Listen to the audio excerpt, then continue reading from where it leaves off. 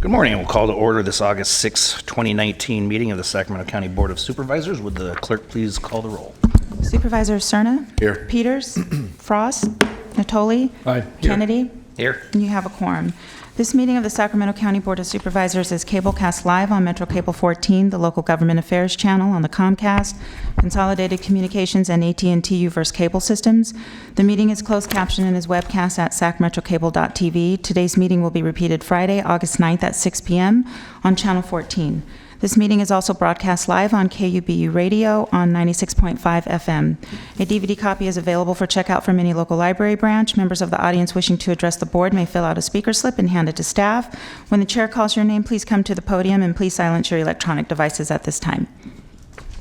Thank you very much. And before we do the Pledge of Allegiance, I would ask the audience to please join us in a moment of silence for those victims of senseless gun violence in El Paso, El Paso, Dayton, and Gilroy.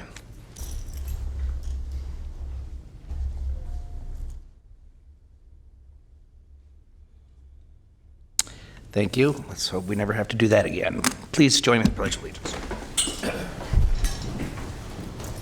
Pledge allegiance to the flag of the United States of America and to the republic for which it stands, one nation, under God, indivisible, with liberty and justice for all.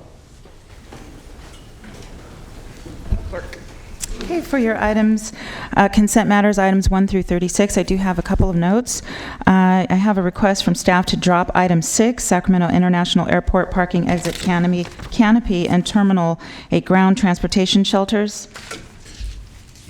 Sir? I'm willing to make the motion. I would want to ask that if we're going to drop this, and I'm not clear what the reason is, perhaps the CAO or his staff is going to explain it. But what I didn't see in the board letter was any mention of what we're going to do in terms of all-weather canopies for Terminal B rideshare pickup. And that's part of the issue we started running into with the design, so we're asking to we're going to go back, redesign, and then come back. Okay, I appreciate that, because I got to tell you, I'm receiving a lot more very passionate transmittals from my constituents as it relates to the fact that the Terminal B rideshare pickup drop-off location is exposed to weather, so I get a lot more in the winter, obviously. And I would like to see us come back and maybe have something a little more comprehensive that at least explains the timetable or the phasing that includes that component part. We'll send that information out. Thank you. Move to drop. Second. Please vote. Unanimous vote. I also have a request to hold item 22 until 2 p.m. And this is the approval of contract award with Redflex Traffic Systems for provision of a red light photo enforcement system. Mr. Chair, on that item, we just got some very last-minute questions that County Council we need to look at and come back at 2 p.m. Okay. Mr. Chair, since we're coming back at 2 o'clock, I was going to ask some questions. I'll still weigh in then. But as it relates to the budgetary impacts, again, maybe you'll have somebody here that can talk to that. It's laid out in the staff report, but again, the intent obviously is to, have this hopefully pay for itself in that sense and make for safer intersections. That's been obviously before this board on a number of occasions. But I'd like to, again, maybe be prepared to talk a little bit about that, some of the costs that were incurred, obviously, in this interim period since we're now going back to the previous vendor, but also going forward, how we track some of that. So if we could. Thanks. Thank you. Okay, and then I also have a request to drop item 23, authorize First Amendment to Metro Air Park Public Facilities Financing Plan Agreement with RELP Metro LLC. Okay, I'll move. Second. Please vote. Unanimous vote. And that concludes the clerk's notes.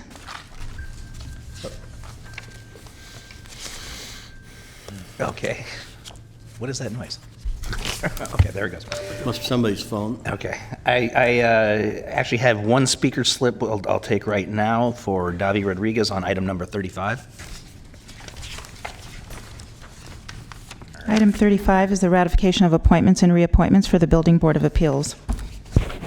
I'm sorry, I'm missing most of this. Did you?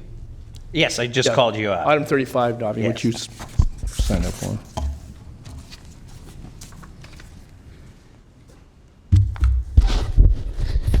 Sorry, I missed my hearing most of all.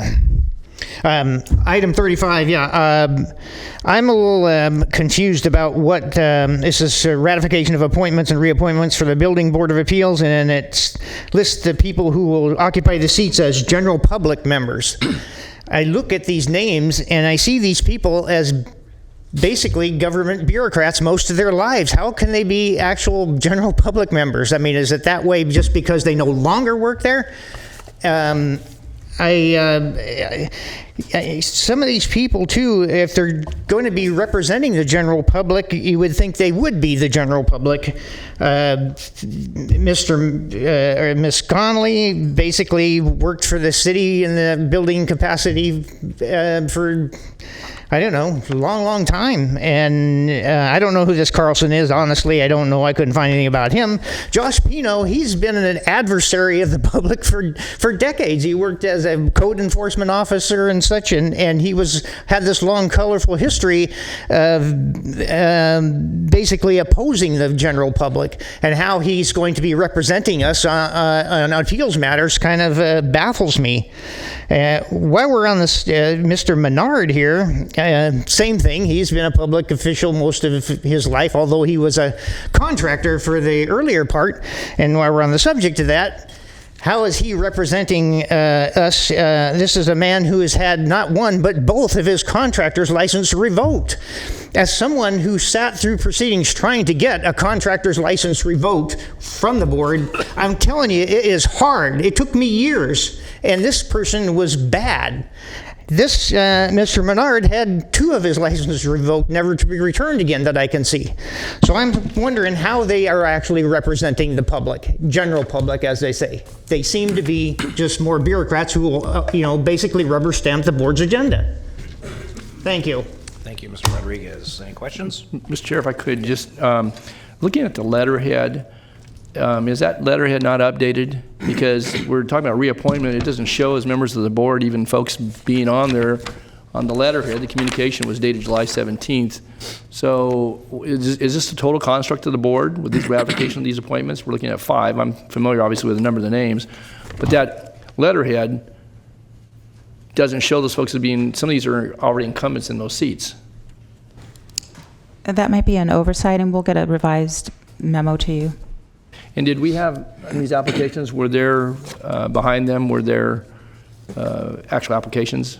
I'll have to check with our applications processor. We have a deputy clerk that manages this, and so based on the letter that I'm looking at, the recommendation came in from the principal building inspector, and so I'll have to check that and see if the applications were there.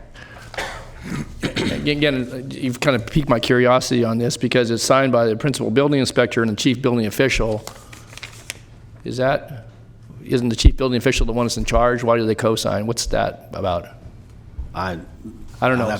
Could we hold this? Why don't we just hold this item until? Yeah, if you could get a little more clarification. Yeah, let us find out why both of them signed. Yeah, I don't have necessarily problems with the appointments. I appreciate Mr. Rodriguez's comments, but I do think that there's pretty sketchy information that we have here, and it's just, I think it lends itself to some questions, so if we put it over. So we're holding it till 2? Yeah. Or what do you I'd rather continue to August 20th. Okay. That's fine. So is there a motion to continue? I'll move. Second. Please vote. Unanimous vote. Thank you. Any other questions from the board? Mr. Chair, if I could, just Totally. on the, I just had it in front of me, on the sanitary survey for the Sacramento River, is that item 30? I'm sorry, I just had it in front of me.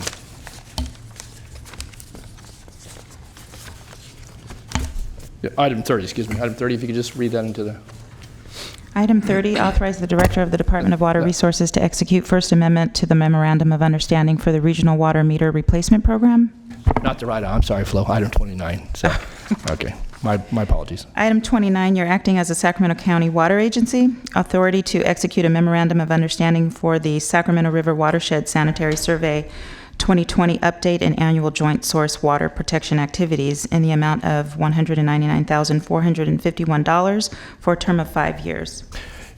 I guess my question is that we've had in recent years, because of some of the activity along the American and Sacramento rivers, particularly as it relates to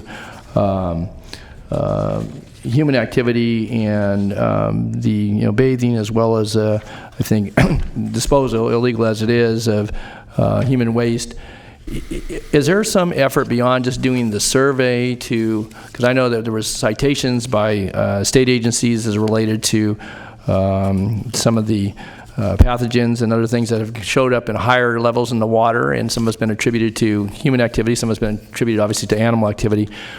How does this comport with that? We're just part of an agreement. We're going to do the survey. Are we looking at that? Because I think as we struggle with some of the other issues related to activities both in the parkway, but certainly in other areas that feed into the watershed, our tributaries, creeks and streams. I'm just curious, Nav, does this help inform us on some of those activities? There's going to be a technical committee that's going to be formed out of the survey, and the technical committee then is going to be coming back with consultant recommendations on what kind of adjustments need to be made. So that's what this item starts that process. So I think any other, as they're doing the survey, which is the name, it's more the technical consultant and technical things they're going to be looking at. Okay, because we're in for $200,000 on this, and as I understand our cost share of this, it talks about joint source water protection activities. And I think that, we're, knowledgeable enough, at least from the standpoint of some of the information that's come forward over the last couple of years. And I guess I'm just curious as to what does this result in besides doing the survey? Does it come in with recommendations? This consultant will have recommendations. And will those come back to this board then, Nav? And if not, because I don't want that just internalized. I think that, in light of some of the other things we're struggling with, it would be helpful for this board to have the ability to see what those come back beyond just the technical aspects of that survey. We can have if we're not doing that, we'll make sure we communicate that back to you. Okay, thanks. All right, thank you. That's all I have, Mr. Chair. Anybody else? I have no more cards for the public. Is there a motion? Move the consent calendar.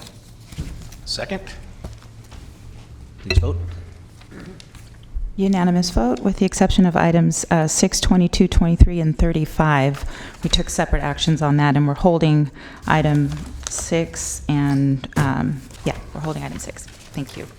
Okay, with that, I would like to welcome up Chris Flores and Jeff Gasaway to the podium, if you're here. You are.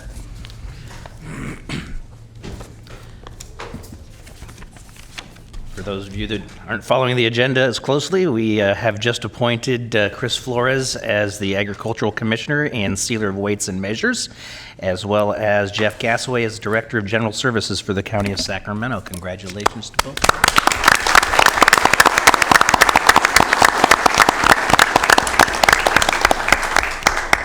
Like to say a few words, please. Now's your opportunity. Well, thank you, members of the board, and I want to thank Mr. Gill for this opportunity to serve Sacramento County as the next Agricultural Commissioner and Sealer of Weights and Measures. I look forward to it. Thank you. Thank you very much. Thank you. Mr. Gasaway?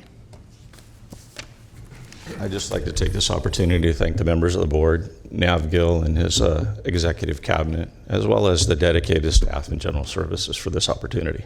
Thank you. Thank you. Again, congratulations to both of you. Thanks for being here. Thanks. Next item. Okay, item 37, Service Award recognizing Diana Jen for 35 years of county service.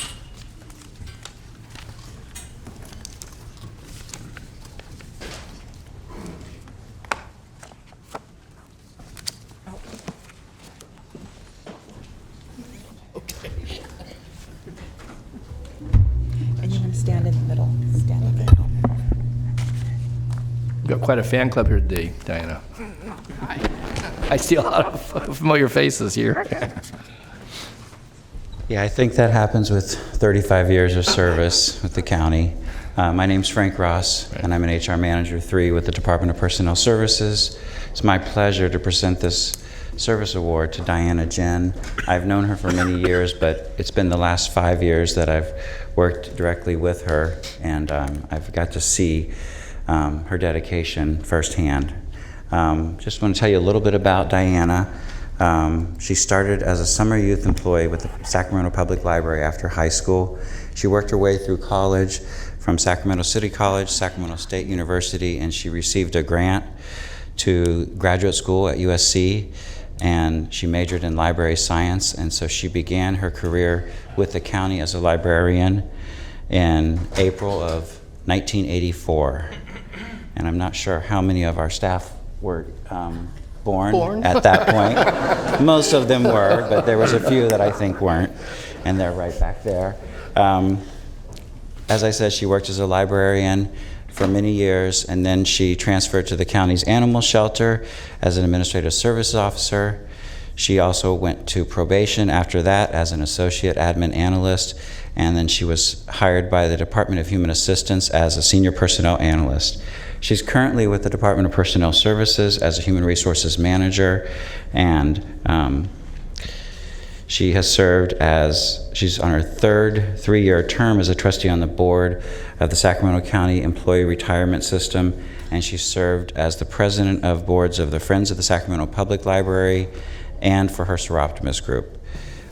She definitely believes in giving back to the community and has donated to various causes, including $10,000 to the Central Library's capital campaign. That was over a few years. It wasn't just 1 year, but that's a lot of money to donate. And she has also given to DHA scholarships and numerous contributions to other organizations, and even to our own office, where she's been very generous of buying us office t-shirts for all of us. Or actually, they weren't t-shirts, they were polo shirts. They were very nice, and we appreciate that. And just working with her has been really an awesome experience, I would say, because she has everybody else in mind all the time, and it's always her last. And I've actually had to tell her, do some things for yourself. And so I'm hoping that she doesn't continue for another 5 years at the county to make it 40. I'm hoping, but I'm not trying to push her into retirement, but you got to live for yourself at some point. And she's put in 35 wonderful years at the county. So I just want to present this service award to her. Signed by Nav Gill. Let you do that. Okay.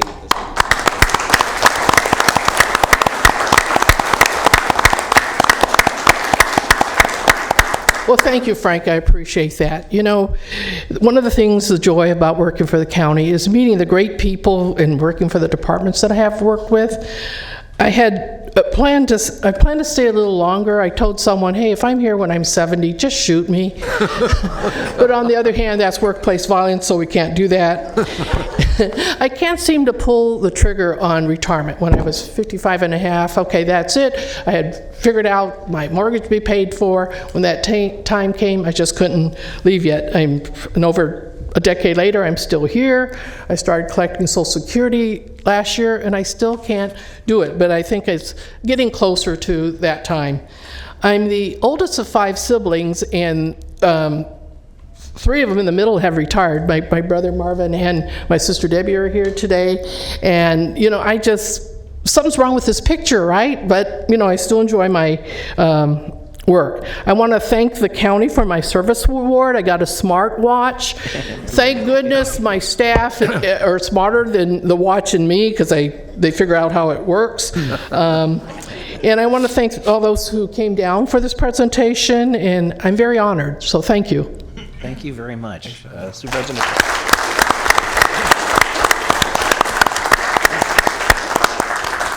Natoli. Yes. Thank you, Mr. Chair. Well, Diana, I've had the good fortune, as of others on this board, of working with you for a number of years, and certainly, as you've kind of joked about, you know, putting time in, it's been a lot more than that. I think, as Mr. Ross said, that you continue to make important contributions both in the workplace, but certainly in the community. And I know I've enjoyed, you know, the opportunity in many events throughout the years to see your work, both on the ground, but also just the leadership, and I think the inspiration you provide to others, because you're a motivator. Sometimes you do it quietly, other times you're out front when you need to be to do that. And I think just the realm in which you work, certainly in public service, but the various facets, you know, as you've moved and promoted and so forth, you know, you left a pretty strong imprint on those, you know, those parts of our organization. But overall, you've been a real tremendous public servant, and hopefully you'll continue for a few more years, and when you decide, obviously, to retire, you'll know it's time. But until that time, continue to do the good work, and thank you so much, and God bless you and your family for all your Oh, thank you very much. You know, Don, 5 years ago, we lost my brother-in-law, and we are so thankful you attended the services, and it's amazing how time flies. So certainly we appreciate the service of the Board of Supervisors. You know, I know Supervisor Cerna raises money for the DHA and county scholarships. I've seen Supervisor Kennedy at various events. I think we talked a little while at Habitat for Humanity. So certainly all the time that you guys put in is very appreciated also. Thank you. Thank you very much.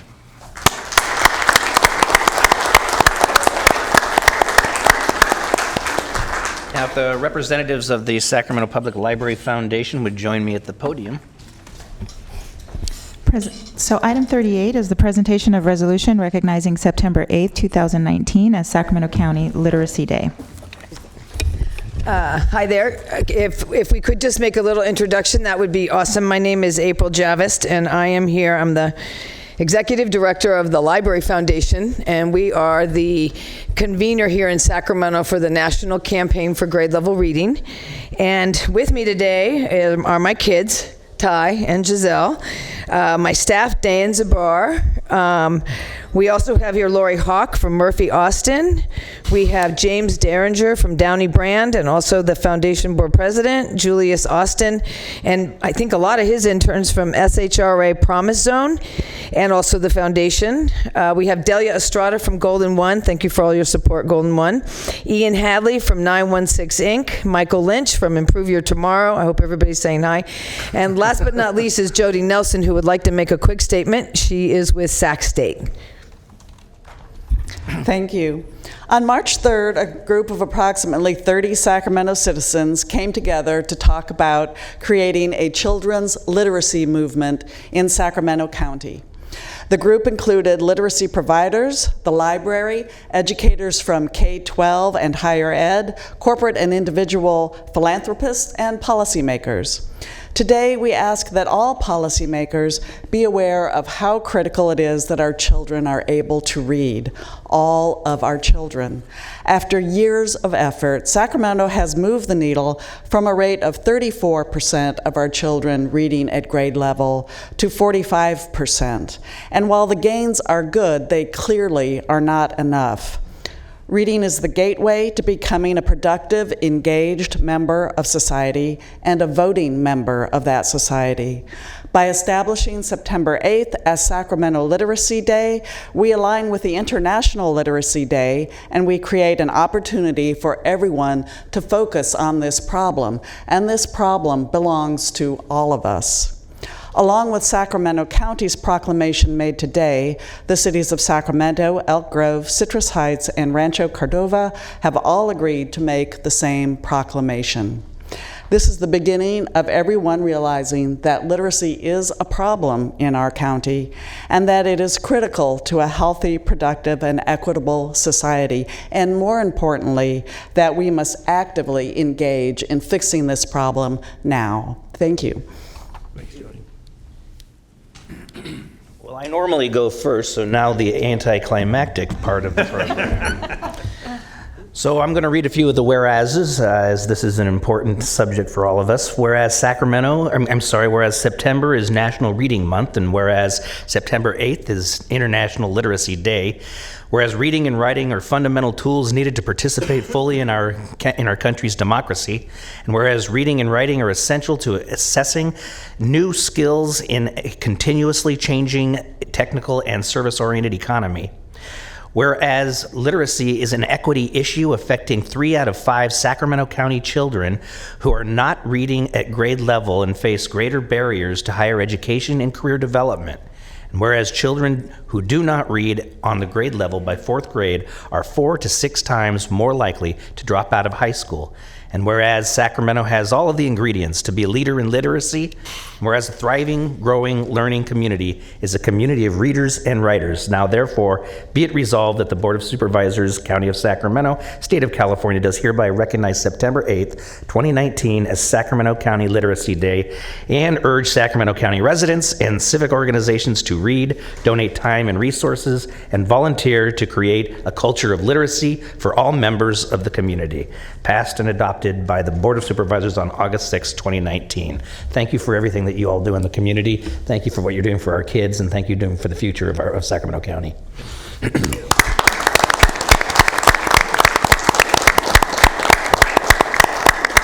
Where's this go? Chair Kennedy, is it possible to make a quick comment? Absolutely. Oh, okay. I just wanted to thank April and the foundation for coming out, and all of you for all your work in promoting literacy.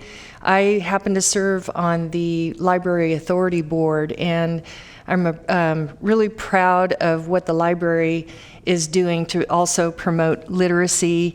I wanted to give a shout out to them for their work. They're 200 story times per month that they're doing, and their partnership in outreach with schools, partnership with the Friends of the Sacramento Public Library with our Book First project to make sure that Sacramento County first graders are receiving books and able to keep them. They say we learn to read from 0 to grade 3, and we read to learn after that. And so those first years are critical, and the work that you're doing is meaningful, extremely meaningful. So thank you so much for all that you've done to help the Library Authority and for your work with literacy. Yes. Thank you for your good work. Right, who can we get to take a photo? Let's see. No, can take a photo. Oh, she wanted to get somebody to take a photo. I didn't know if you want. I think somebody. Okay. No, I said you were looking for somebody to take a photo. I was just looking to recruit somebody for you. So that we could get all you guys in it? Sure. Come on.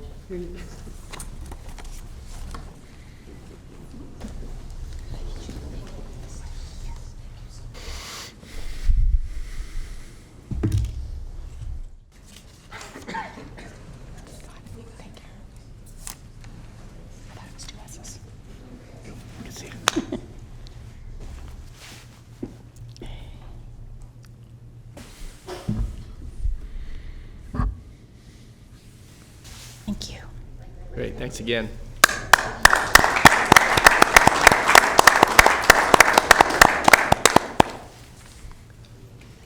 Yeah. Thanks. Good to see you too. Thanks.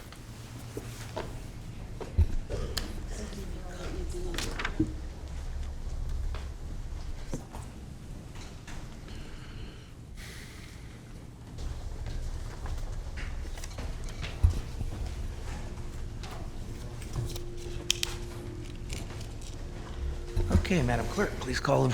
Okay, item 39 is the North Vineyard Station Specific Plan Development Impact Fee Program 2019 update. The environmental document is an addendum to final supplemental environmental impact report. Approve the North Vineyard Station Specific Plan Development Impact Fee Program 2019 update. Approve the revised Sacramento County Transportation Development Fee Schedule. Approve the revised Figure A 1.2 of North Vineyard Station Specific Plan Public Facilities Financing Plan. And you are also introducing an ordinance amending certain sections of Chapter 16.81, Title 16 of the Sacramento County Code relating to the North Vineyard Station Specific Plan Development Impact Fee Program 2019 update, waiving full reading and continuing to August 20th for adoption. Hello, Kamal Atwal, Senior Civil Engineer with the Office of Development and Code Services and County Engineering Division, Special District Section. Can I have my slideshow at the monitor?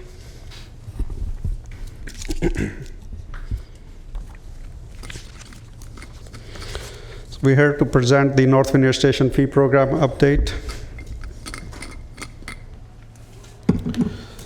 The program was adopted in 2005 to fund the facilities, roadway facilities, frontage lane, park, transit, library facilities. Since the adoption of the fee program, county has adopted the countywide library fees, so the North Vineyard Station library fees were no longer necessary. This program was designed to be updated periodically. Currently, the program has 852 net acres remaining to be developed. It is planned to have 3,281 residential dwelling unit equivalents and 38 acres of non-residential uses, which includes office and commercial. The county has been working on the fee program effort for several years. The fee program effort was coordinated with county departments, North Vineyard Station stakeholders, developers in that plan area, regional transit, and the Southgate Recreational and Park District. The fee program includes the roadway component, frontage lane, park was adopted last year, and then transit facilities. The document was prepared by the county consultants, and the fee burden was proportionally assigned to the remaining development in the plan area.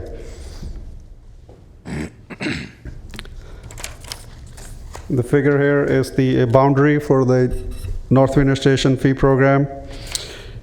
To the north is the Florin Vineyard, the Florin Road, and to the south is the Gerber Road, and on the westerly side is the Elder Creek is the boundary, and Bradshaw runs north-south in the middle of the project, and then Vineyard is the easterly boundary of the plan area.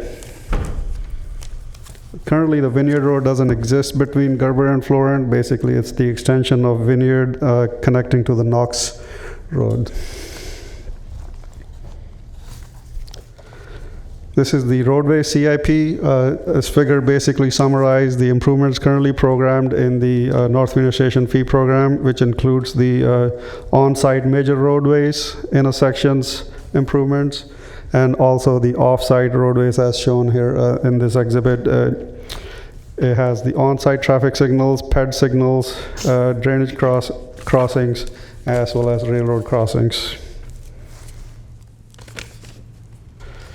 Next slide is the frontage lane improvements. This includes the outside travel lane on major roadways as predicted in this exhibit. The gray segments are already built, and the remaining colored segments are yet to be built. And as part of the approvals, we are requesting the board to approve the reduction in the logical segment requirement. So basically, by approving this exhibit, we're amending the reference to the conditions that every rezone has in this plan area, which will allow the DOT the flexibility to condition projects based on the location of the project, and the limits are defined by property lines or near minor street intersection or a railroad crossing. If you're at the corner, then you either do one of the segments and then along your the frontage along the other road. So a total of a quarter mile is being asked to build. Any questions on this one? I do have a question, Mr. Chair. Mr. Ndoye. Yeah, come on. Again, I know this has been discussed for some time. I guess I want to be clear then. This gives the flexibility to staff within the fee program and within the roadway oversight, whether it's Department of Transportation or others. Were not some of these conditions, zoning conditions though, maybe this is for Krista, I don't know, that were the logical segments and the thresholds, were those not called out for in the zoning agreements? And if so, do we have the flexibility then to, which I'm fine with the flexibility, I just want to be sure that, that whatever message is sent here, that we have the ability to make those accommodations, a half mile versus a quarter mile. Yeah, the zoning conditions basically have this reference, so we're amending the reference, which allows us the flexibility to change from a half mile to a quarter mile. So you're amending the reference though in the, so this is a zoning changed? Yeah, it's the, every rezone refers to this figure in the PFFP, and we're amending the figure that is approved in the PFFP. Okay, so you can do that by amending the figure versus the condition, because that's the reference. That's the reference point. Okay, I just didn't. Again, I know folks have talked with me about this over time. Yeah. And so that's how we're getting to the ability to have the flexibility. Yeah, we met with the county council, and that was the approach that we agreed on. Planning was on board as well. So. Okay, so when we show logical statements, you've got a diagram up there right now. Yes. And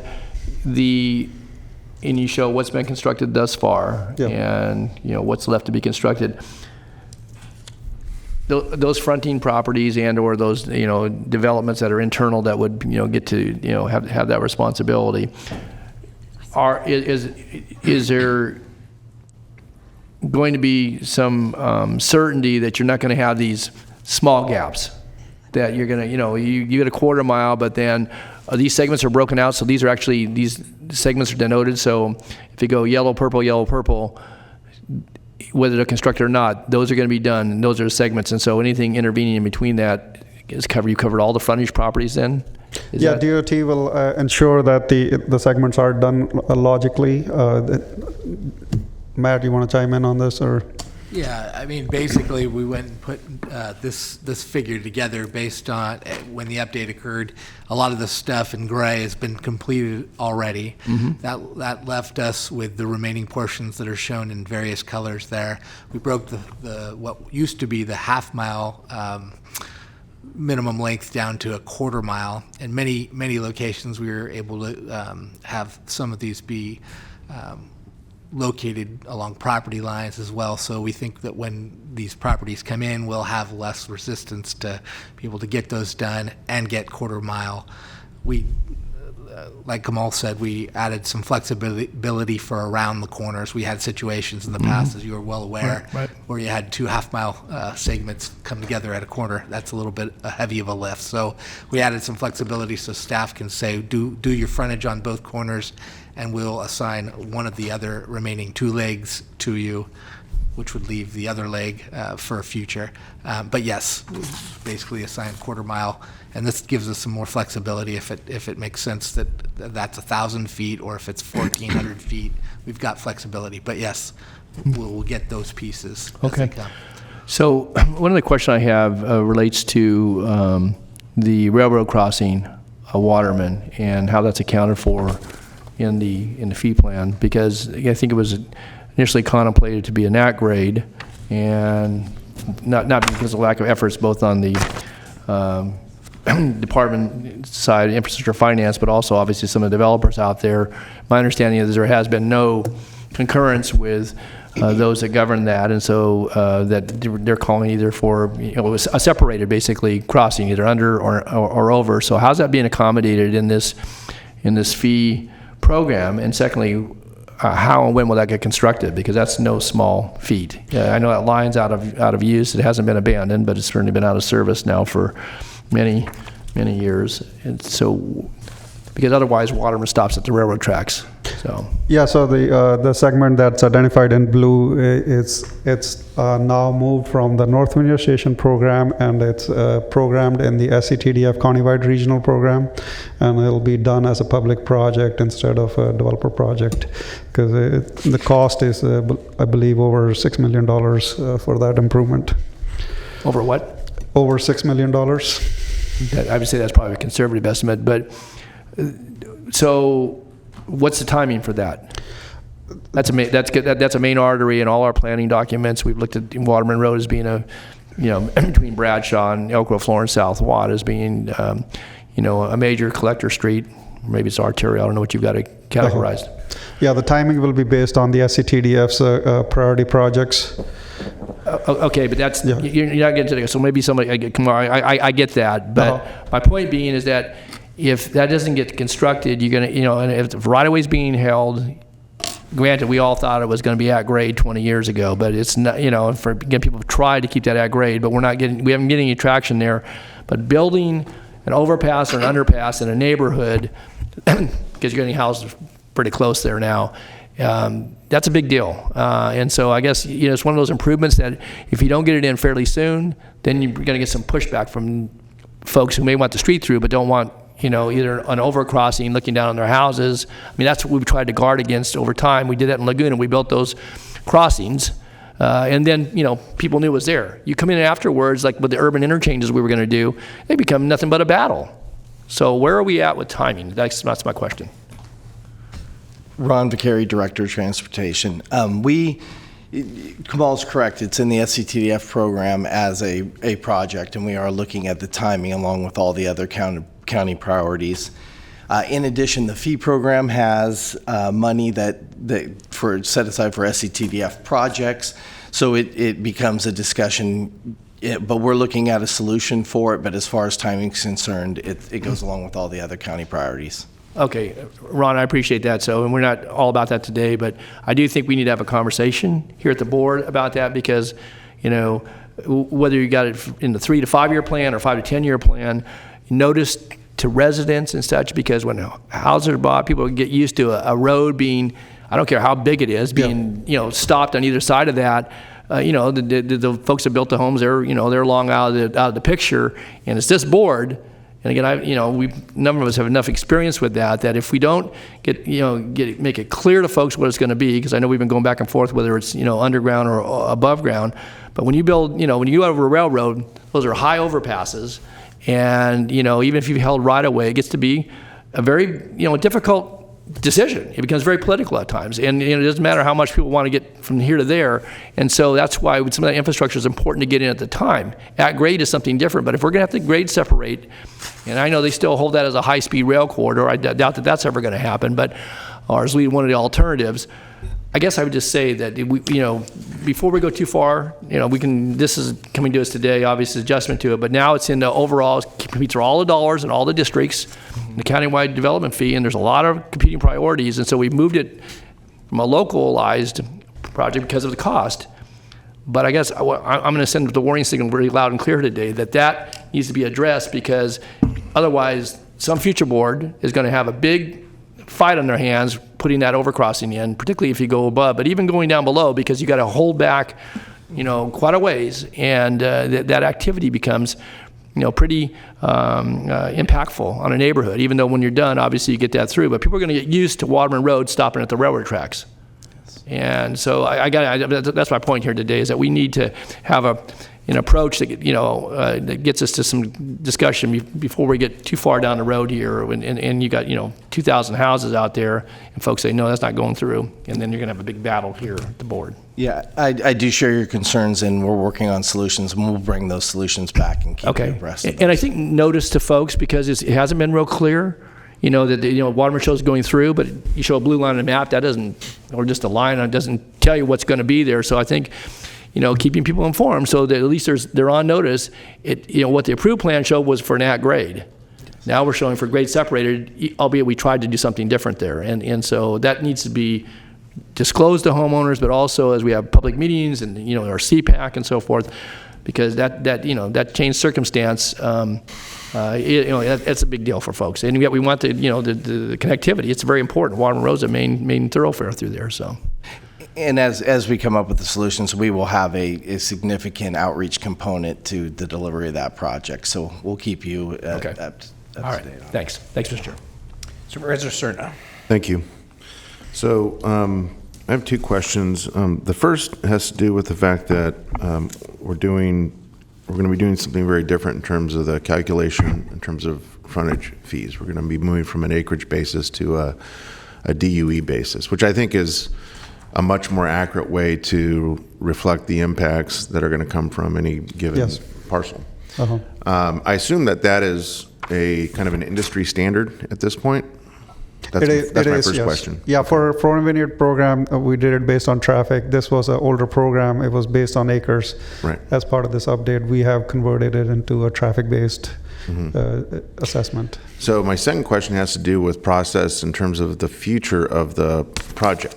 And it has to do with the fact, and it goes back to this change of practice to apply this to a DUE basis versus an acreage basis. What do we have in place today that would be automatically triggered should a property owner, for whatever reason, come in with a suggested zoning change? So in other words, a change that affects the density of their project. Obviously, it wouldn't affect necessarily their acreage. Uh-huh. And with that change in density, obviously, you're going to have to recalculate what those fees would be. You wouldn't have to do that under the previous regime of applying this on an acreage basis. So what do we have in place to guarantee us and the public that we're going to continue to collect appropriate resources to address traffic impacts in the future should there be a request for a density change? So basically, when the fee program goes into effect in October, pretty much every development will be subject to the DUE rates as prescribed in the ordinance. So we will do that conversion then. So it's basically we will lose the acreage-based method then. Yeah, you'll do it then. But my question is, what about 5 years from now? What about 10 years from now?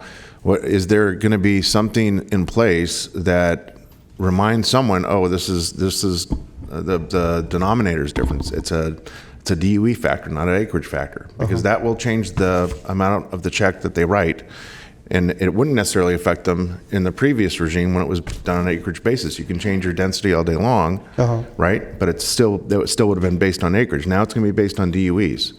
So yeah, we do all the calculations for the fee program, so we monitor all that. It will be based on traffic. I'm still not hearing what I want to hear. I think what you want to hear is that, yes, we will keep in our files that the denominator's changed and here's a new denominator. Right? Yeah, because that is going to change now. It affects the arithmetic. No, that's what we're getting at. Okay, absolutely. Thank you. And it's memorialized in the ordinance as well as in the Nexus study why the switch has occurred. Okay, Supervisor Natoli. Yeah, just a follow-on question to some of my previous comments. So there was money being collected, I guess, in the previous program. I went to obviously improvements as they came along for that grade crossing, and I think it was estimated at one time to be between $400,000 and $800,000. And so, is the entirety of that cost then now gone to the SCTDF program, and there's no longer any apportionment, and so their apportionment for any new development in this area basically goes into the countywide, so that money kind of gets blended with everything else? So the mitigation, the cost contribution necessary for them to meet all their mitigations are being collected in either between the two programs, and so there's a crediting that takes place, and so the money there's money in the fee in the plan area that Kamal's talking about that can apply to SCTDF projects, and then there's which is 30%, and then there's the overall SCTDF program, and so the delivery of that project will be prioritized through both programs. So the cost is being assigned in 30-70 split. Is that from what's being paid by the new units here? There's 30% of the fee program that also can be utilized for SCTDF projects.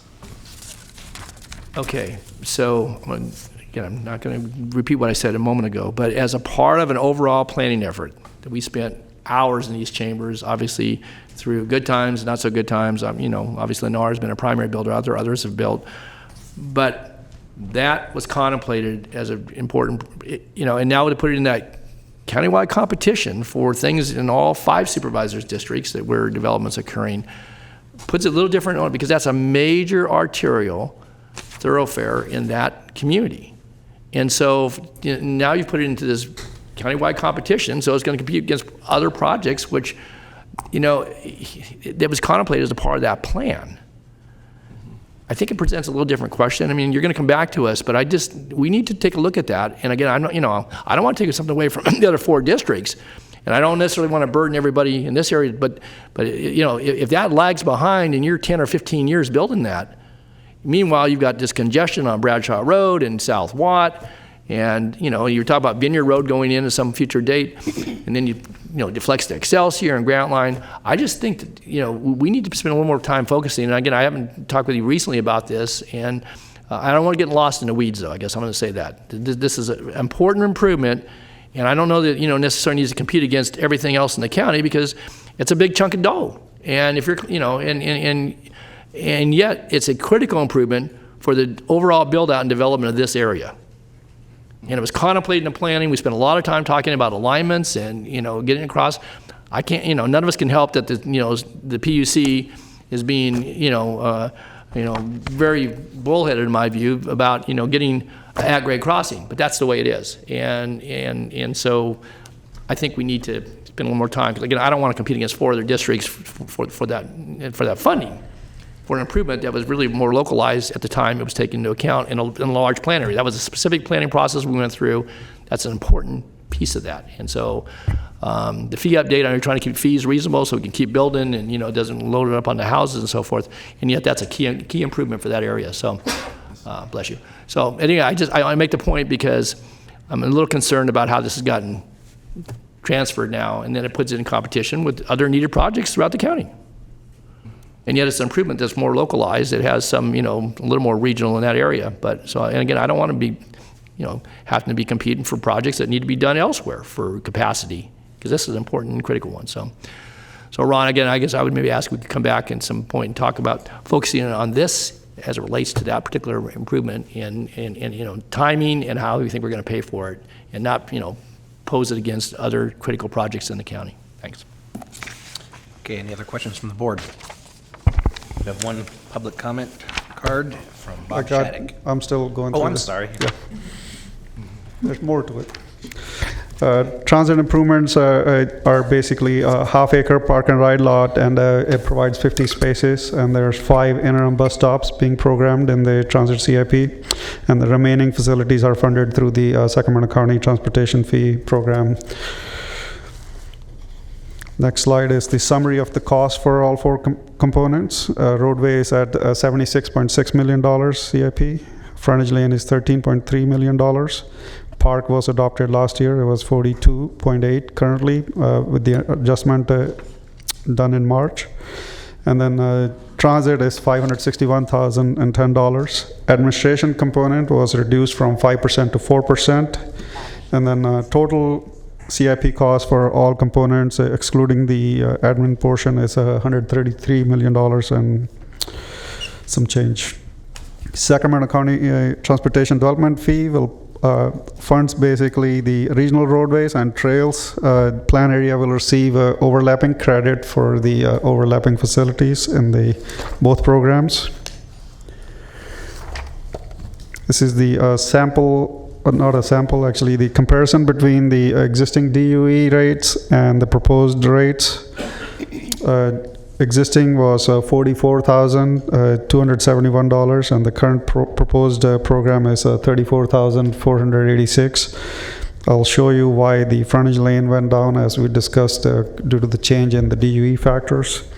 And the program fees are due at the building permit, prior to issuance of building permits. And every March, this program will be adjusted based on the average of ENR's CCI indexes. And the program is designed to be updated every 5 years, so we'll be back with any changes to the land uses as well as the construction cost changes. Next slide is the sample projects. We did a calculation for RD5 and commercial project zoned LC. If you compare the both of the rates, the overall rates are going down for a RD5 project. It's slightly less, but not as much. Same thing with commercial, goes from $38.52 down to $38.19.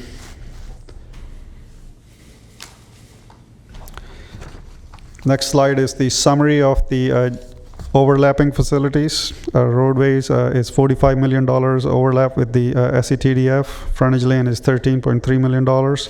Trails is $1.8 million.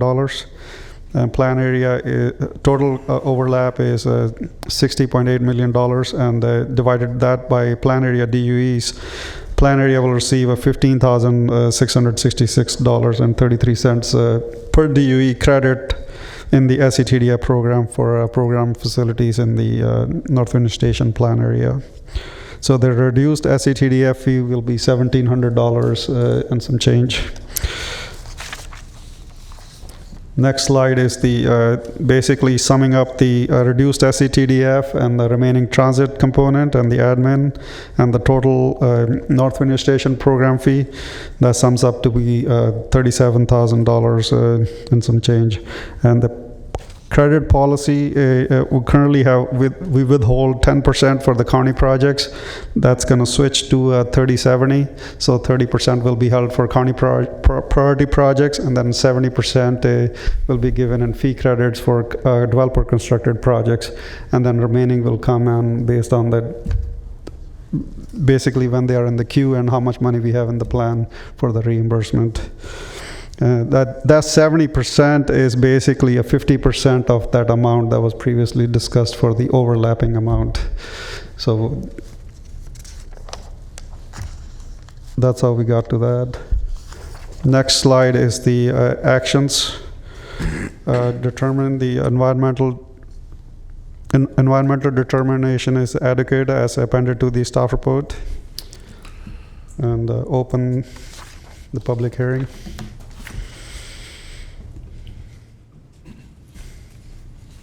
We're ready to open the public hearing. Yes, okay. Thank you. Then with that, we will open up the public hearing. I do have one card from Bob Shattuck.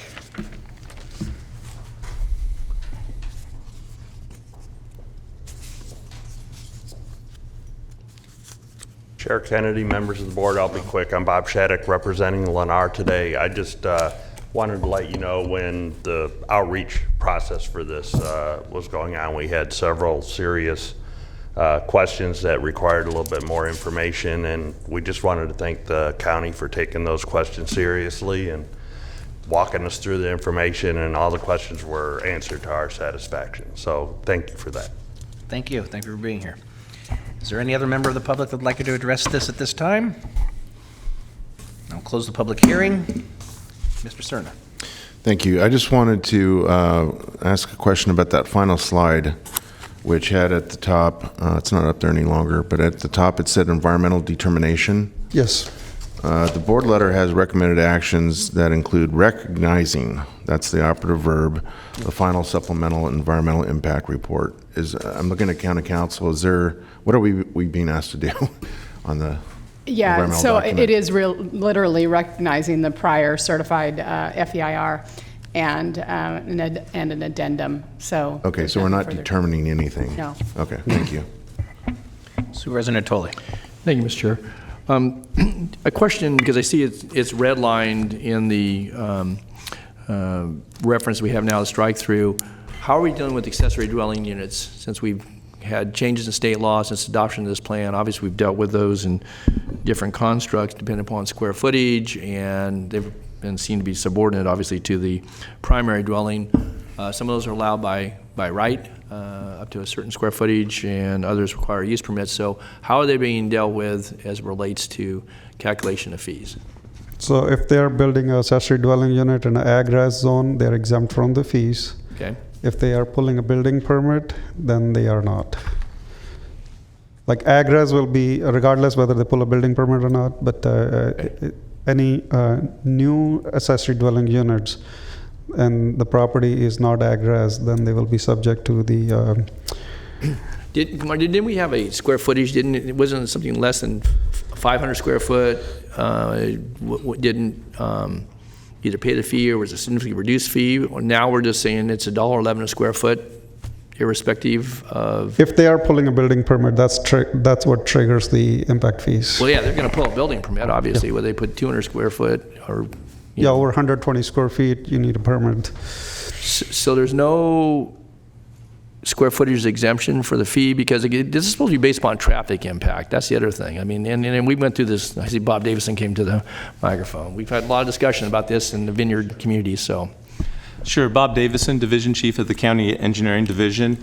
And certainly there have been state laws that have affected accessory dwelling units, specifically the planning process and what types of reviews certain accessory dwelling units need to go through based on square footage and other factors.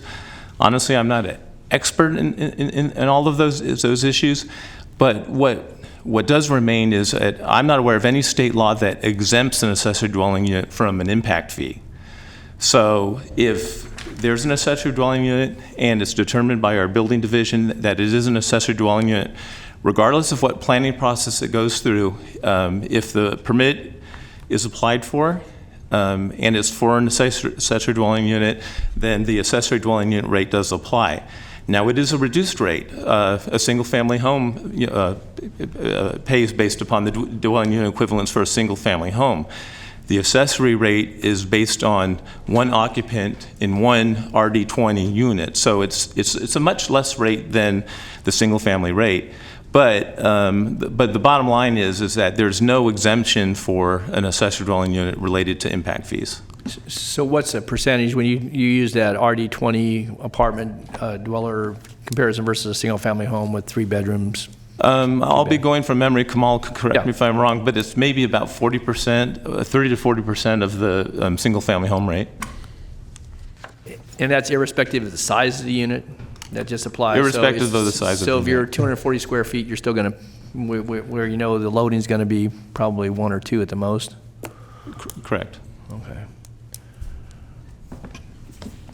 But ag-res, we went through that conversation too, where we had ag-res was the underlying zoning for a lot of years, and those were existing uses, so those are those are still. Yes, so there is an ag-res exemption for accessory dwelling units. So if there is an ag-res unit that's being developed based upon its existing zoning configuration that was in place prior to the implementation of the fee, then an accessory dwelling unit on that property would not be subject to these impact fees. So if I have a 5 or 2 acre parcel, I have an existing house, and I'm now going to put an ADU in there because that was permitted previously, then that's not going to get charged for. Right, just these fees, though. There may be other county fees that would apply, but right. not the fees that are before you today. Okay.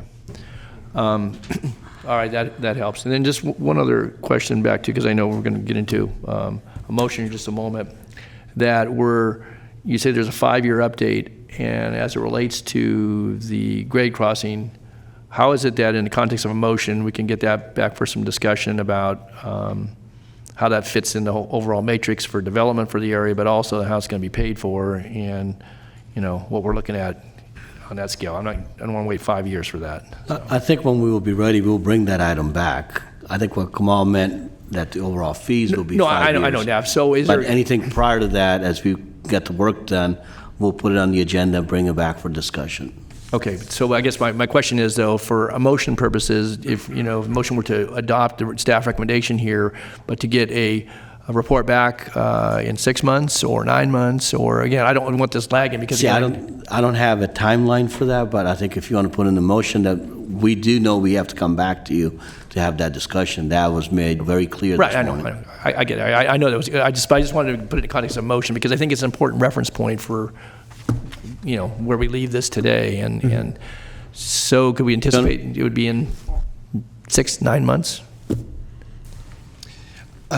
So we are, now that once this is approved, we're moving on to the trigger discussion. It is in the developer implementation plan as a trigger, but for an act grade. That's what's driving the discussion. We hope to be back to the board by January is what we've set. In January, what we've set for the trigger discussion, I think that will lead to the conversation about delivering and the timing, and certainly that a particular improvement will be part of that discussion. I think, Supervisor, I understand the need to put a date. I think what I was cautious about is that I don't want to have a date that we miss and we get an expectation. But it's very clear to us, I think the clerk's notes are going to be very clear that there's an expectation that we will be back to this board to have that conversation. So if you can give us some flexibility on the date, that would be appreciated. That's fine. And I think what Ron talks about, because there are triggers for lane improvements, for other pieces that were all a part of the overall consideration, this being one of them. So I guess that would be sufficient to bring it back in the context of that discussion, but also with a little more robust development information behind it. So, okay, thank you. Okay, any other questions?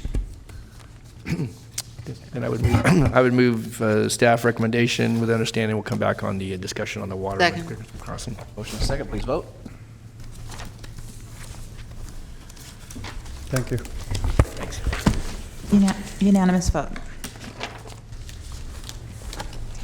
Item 40 is the County Service Area 1, conduct public hearing on the fiscal year 2019-20 service charges, confirm the written report, and adopt service charges for fiscal year 2019-20. Hello, Board. Russ Childers from the County Department of Transportation. My slide presentation seems to have gone missing in action, so I'm going to do this the old way. I'm going to speak for a couple of minutes and then let your board ask questions. Looks like we got it back up. Your slides. Oh, we found it. Outstanding. You could still do a shorter verbal presentation. Be okay. Yeah, don't worry about slides. Don't worry about the slides. Let's see if I can make it go forward now. There we go.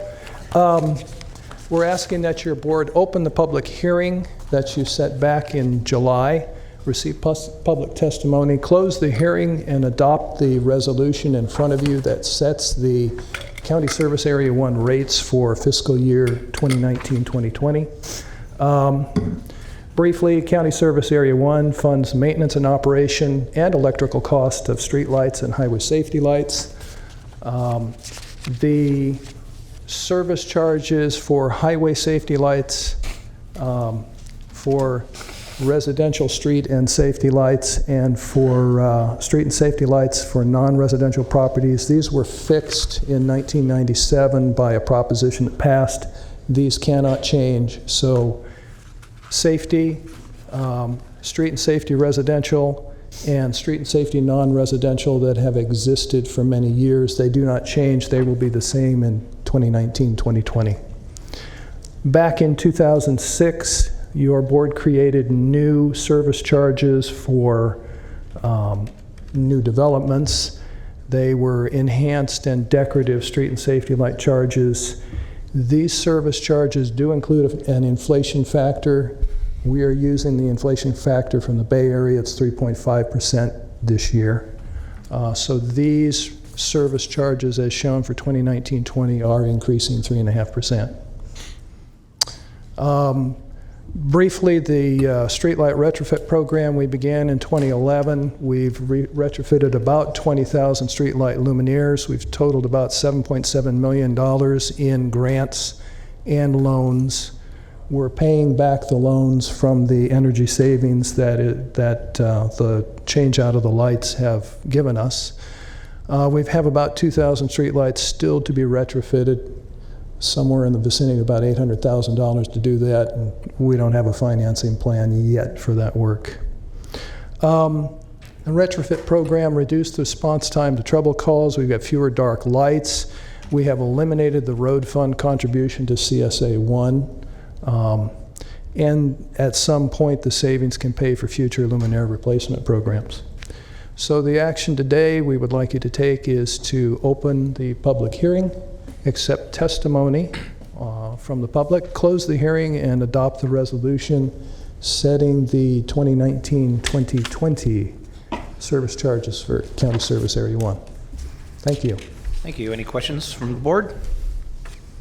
All right, and we will open the public hearing. Is there any member of the public that would like to address this item at this time? Please come forward. Seeing none, we will close the public hearing. Is there a motion? Mr. Chair, I would move. I just had one comment, though, if I could. I want to thank our staff. I know that, as Russ pointed out in his brief presentation, that I think the response time to lights that are out, and certainly I think the energy savings through the work that staff did, obviously with partners and securing dollars, is really paying good dividends. And I know a few years back we were scrambling because of vandalism, but also just the ability because of some of the costs associated with some of the repairs. But it is a safety light and certainly a safety element. And being that today is National Night Out, I think, again, just further emphasizes that the importance of, of lighting in neighborhoods and certainly in our intersections and roadways throughout the county. So, again, I want to thank our staff for their work. And I move the staff recommendation. Second. Please vote. Unanimous vote. Thank you. Item 41, authority to establish new programs and fees, adjust existing fees, execute multi-year revenue agreements with the Sacramento County Hospitals in the Emergency Medical Services Program, and amend the agreement with the Permanente Medical Group by $48,873 from $73,627 to $122,500. Good morning. Sandy Damiano, Deputy Director, Health Services, and I'm here to represent this item today, which I don't have a PowerPoint for and will be pretty brief this morning. Basically, we are proposing these new EMS programs and fees because of two primary reasons. We have some new state-mandated hospital programs. We're doing some optional stakeholder programs, and we have a funding shortfall that we need to address. The fee package before you addresses both putting us in compliance with the state requirements as well as taking care of our funding problem for this next year. When we looked at part of developing our fee package, we looked at the program requirements. We compared other local county EMS agency fees. We allocated staff time. We met with stakeholders several times, and we had our cost methodology reviewed and approved. The programs added included the Stemi and stroke programs. These are programs that look at pre-hospital care to hospital care for patients suffering from stroke or heart attack. We also added the Emergency Medical Responder Program, which is a lower level than the EMT, which was requested by our volunteer fire department. And we added the optional scope for safety personnel, Narcan, which is treatment for the opioid crisis. We are now getting that program formalized.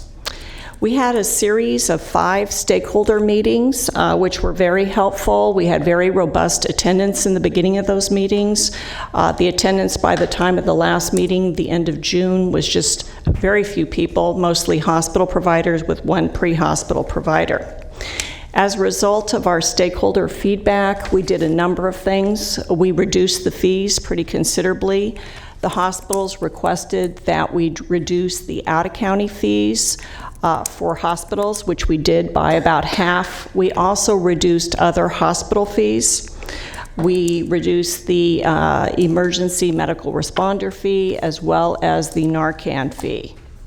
In order to make those fee reductions work, we had to eliminate our request for a full-time new employee, and we had to eliminate some other programs that we would have liked to have had for this next year. Our stakeholders, in addition to that feedback, recommended we form an emergency medical advisory group, which we thought was a very good idea. We actually had our first convening of that work group last Friday. We had good attendance. They want to meet quarterly to work on data for the pre-hospital to hospital care, which is basically will help us elevate, I believe, the quality of care in our county and look at fiscal sustainability in future years. Lastly, we plan to publish our first annual Emergency Medical Services Report, which will describe the services in our county, the context for EMS services, and provide data. That will be a basis for future reports. Any questions? Are there any questions of the board? No. I have no public comments on this. Is there a motion? Thank you. Move the item. Moved by Supervisor Cerna, second by Supervisor Peters. Please vote. Unanimous vote. Thank you. Okay, item 42 is the proposed plan for available Mental Health Services Act funds.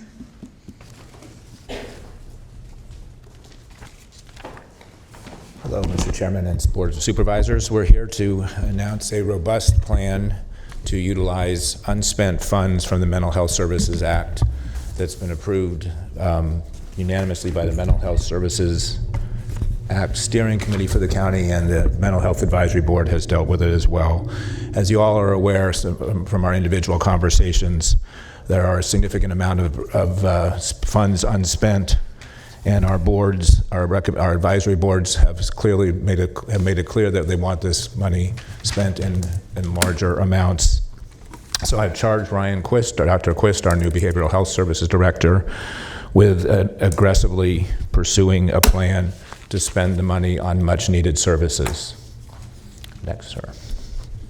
So here's where we stand at the end of, as of July 1. At the bottom line is the bottom line.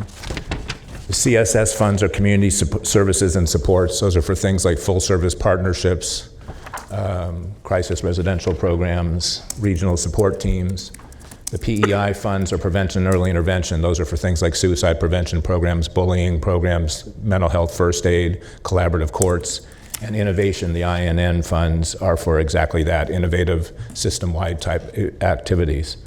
At the end of this past fiscal year, we had $83.5 million unspent from CSS, 27.9 from PEI, and 14.7 million from innovation, coming to a total of 126.1 million unspent dollars. That does not include the 14+ million in prudent reserve that is off in prudent reserve land, if you will. So with this plan, we plan to increase funding on each of these 3 different areas in the following way. CSS expansion will allow us to do what our advisory boards have been encouraging us to do, which is fund as much on the outpatient side as possible and not as much on the inpatient side. So we're using some of the MHSA funding to cover some of the CSS programs, freeing up realignment and funding for the inpatient psychiatric hospital beds. This is important because, as you guys know from the last year or so, we've gone from, the last 4 years, we've gone from 27 million to 45 million in inpatient psychiatric bed costs.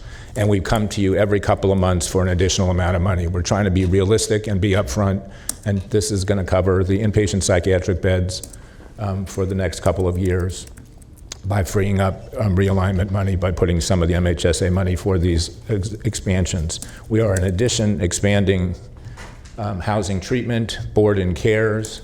We're putting $20 million into housing, one time only. That's one time only, so it's not an ongoing sustaining effort.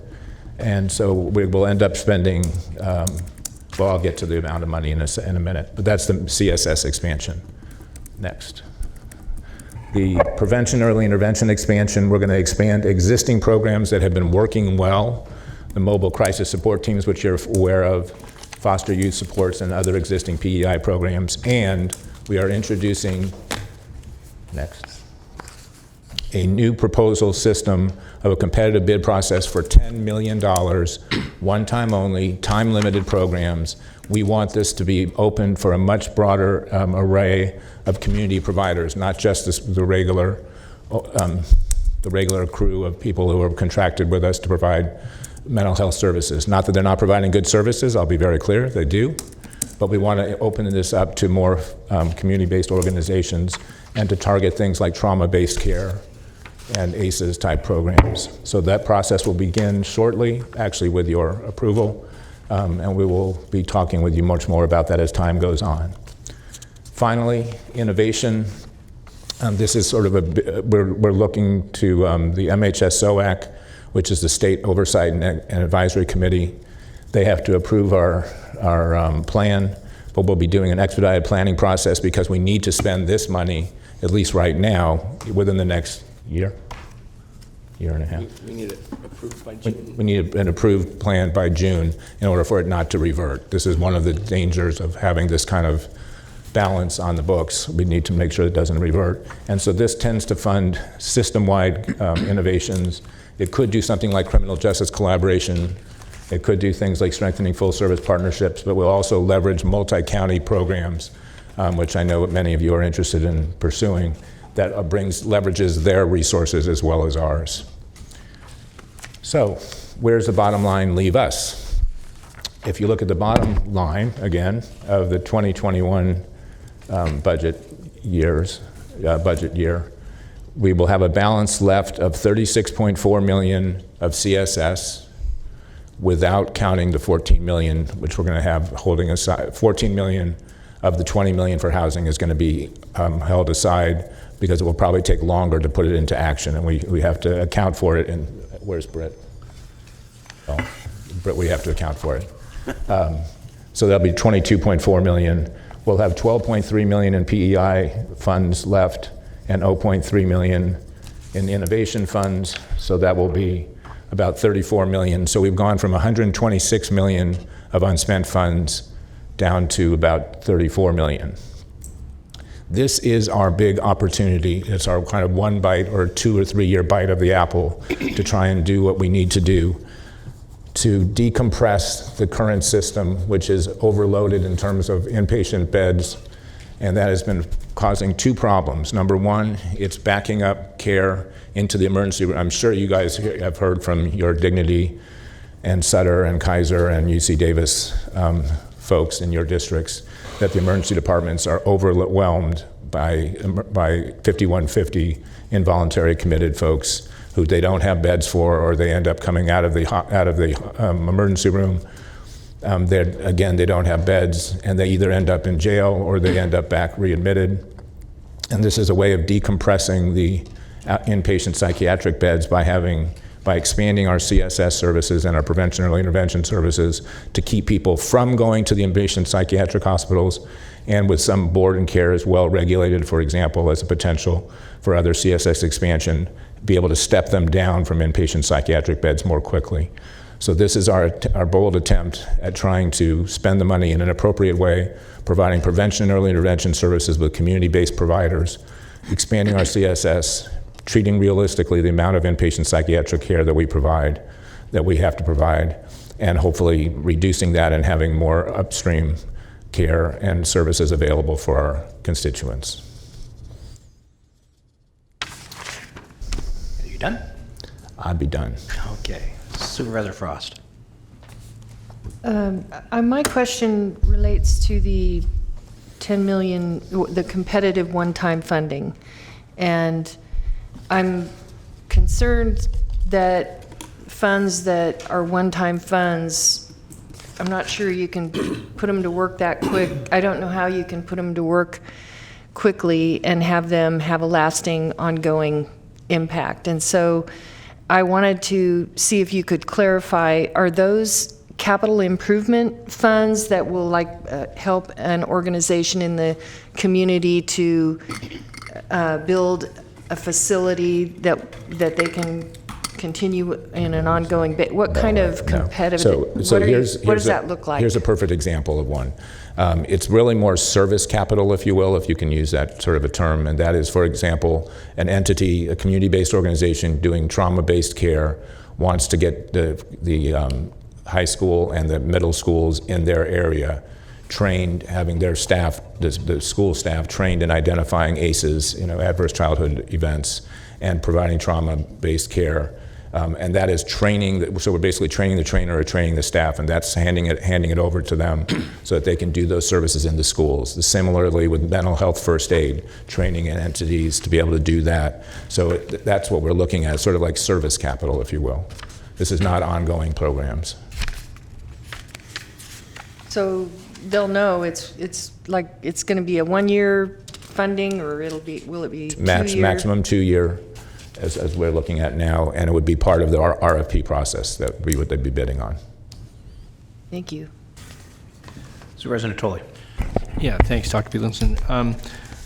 I guess I'm curious that earlier on today's consent calendar, we had basically authorization to submit an application by Department of Human Assistance for $10 million in flexible housing monies to, again, serve probably some overlap, those that are frequent users of, obviously, the criminal justice system, but certainly those that end up in the hospitals and elsewhere. And so they're seeking $10 million for permanently supportive housing. Again, not necessarily the entire population we're talking about here by any means, but and you've got a good sum of money set aside. How is that being, I guess my question is, how is that being coordinated to use? Because there's other funding streams too, and there are multiples, probably, a half dozen or more, and some of them, recent legislation. Right. So kind of just, if you could take a moment, Peter, kind of tell us how those fit so that we're getting the biggest bang for the buck, but also expanding, obviously, the service, right, delivery, and hopefully helping people in need. Right. What we've been trying to do is look at what different types of homeless folks need different types of housing. And that's the buckets that we've been talking about. I think I've talked with each of you during our introductory meetings with Dr. Quist. Right. And so it's trying to get the right services for the right people at the right place at the right time. And we've been making much stronger efforts under Bruce's leadership, putting together the homeless cabinet, if you will, which I think is really important. I also think that we need to be much more coordinated with the other entities in the county that are providing homeless services. Is there a way, I guess, maybe to my question then, I assume there's a way, to get a brief or a briefing, maybe even before this board, where we are with that? I mean, you got SHRA involved, you've got DHA, DHHS, obviously you got mental health funding coming down, you've got other funding coming to, county, but certainly cities. And again, we're, a primary, obviously we're the service provider when it comes to certainly to behavioral health services and, programmatic funding for a lot of these things. Again, I'm certainly encouraged by getting some of these dollars actually back into the community. But on the housing side of this, because, it seems to be a focus every time you turn a page or turn on the television, people talking about, housing for a variety of folks, but certainly in this arena, not just homeless, but certainly those that, have need for other supportive services. How do we get kind of a coordinated handle so we as board members, but certainly the community gets a sense that, all these fundings, and that we know for certain that there's a coordination going on both now, but looking to the future. So I guess I'd like to Bruce, to Peter, to Ryan, whoever. I think what we are planning on this fall, as a lot of these programs are coming into place, is to come back to the board, have a broader discussion. As you know, SB2 funds are coming in, work that we're doing on our own homeless initiatives. So we plan on coming back to give you a comprehensive report back on where we are. Yeah, and I think a clear delineation showing these funding sources, either known or those that have been applied for, including our own sources. Obviously, we have a housing trust fund, and we have monies that are collected. We're just waiting on some more data to come in for our own initiatives, but we plan on coming back to the board and have that discussion in a workshop setting. Okay, and if we could have a 1 or 2 pager that just funding sources, and again, who's overseeing that, and and making sure that coordination is in place. If I might add, Supervisor, one thing we can also add to that presentation is what's happening with this new funding coming down from the states, part of the governor's budget, because there's active work underway to try to coordinate that, put it into the mix. So we'll include that as well in our discussion. Because you have and also there's no place like home, and you have other initiatives. There's a lot of moving parts to this. Okay, a lot of moving parts. Okay, thanks. Yeah, I mean, just dovetailing on that, there are so many programs and so many moving parts. It would be nice to, because we get it piecemeal as you guys come in and want us to approve a certain application or accepting of an award, or it would be nice to have in one place a real comprehensive, this is what we're doing on mental health and homeless programs. Totally agree. We'll do.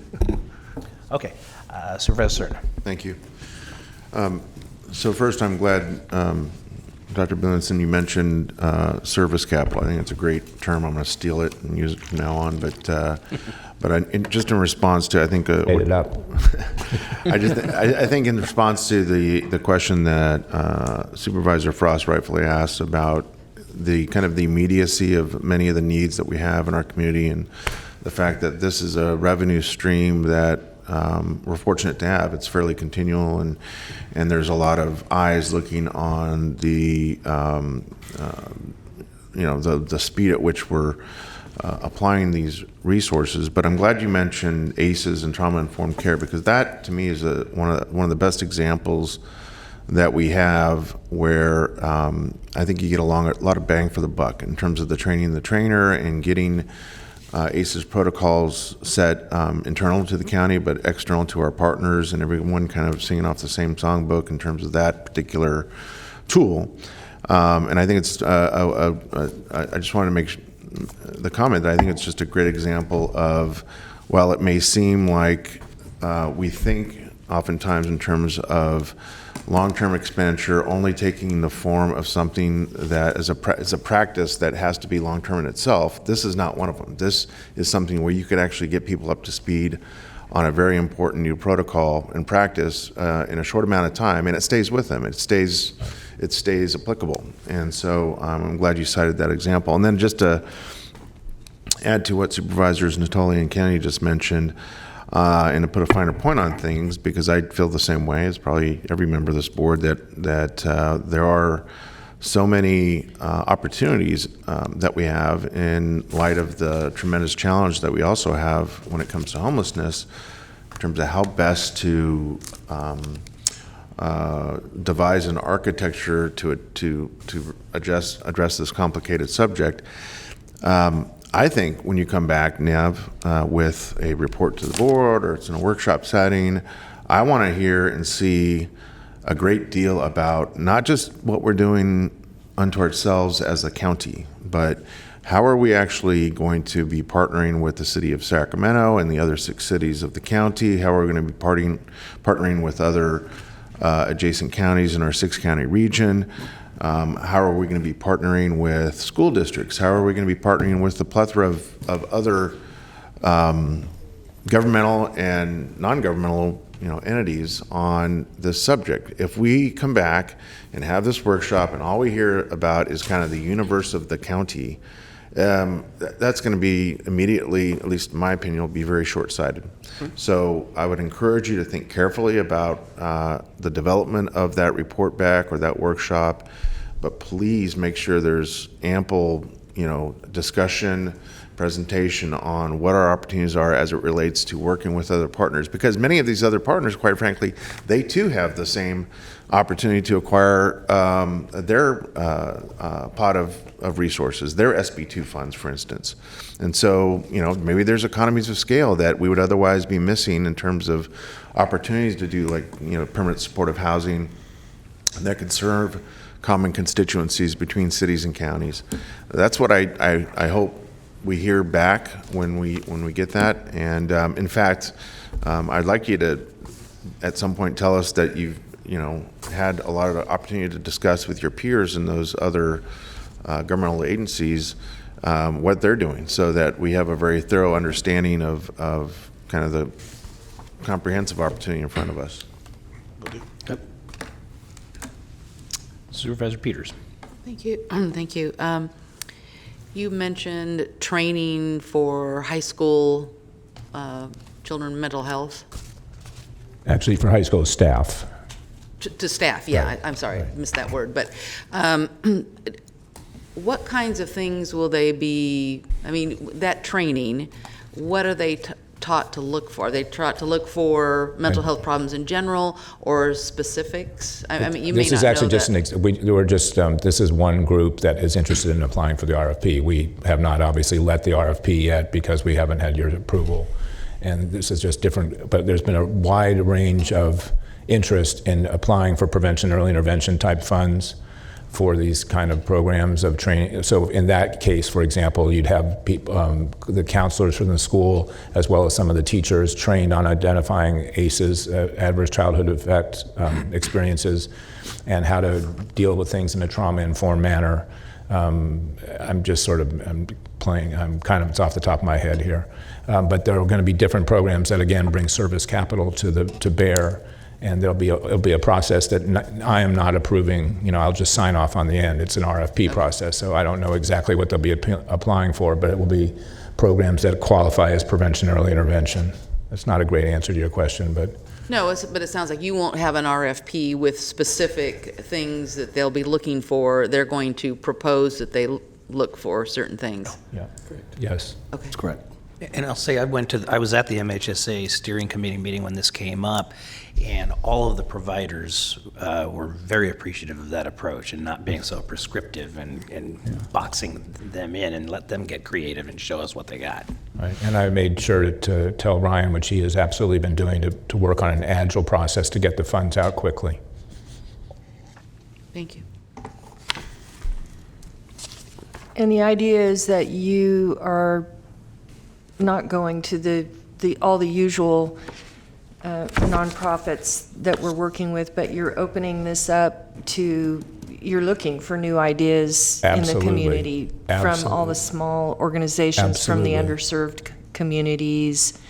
Yeah. And will it also create some possible opportunities for juvenile diversion? And we have some partnerships with our jail and some of our shelters that are actually helping our inmates as they're transitioning out to Yes. help them to be more successful. Yeah, Those are working well. Yeah, the RFP will be broad in terms of what's prevention and early intervention. That certainly would be something that would be applicable. I can't guarantee that specific one will be funded, obviously, but yes. Thank you. Okay, I do have one speaker's card on this, and I will also say I'm in a complete agreement with Supervisor Cerna in the need to continue to look at, how we solve this problem from a Sacramento County entire basis, and that means working with the other jurisdictions. I know that Dr. Bielenson understands that. I did speak with leadership in Multnomah County, I can never say it, in Portland, who have been really focusing on that, and they have expressed to me that their successes from a county perspective have only been possible because of the greater coordination that they now do with all of their other jurisdictions. So I can't agree with the need for that coordination more. We do have one member of the public who would like to speak.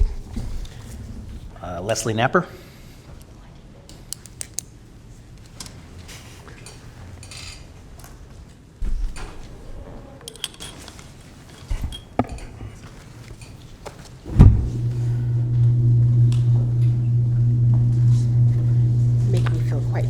Thank you.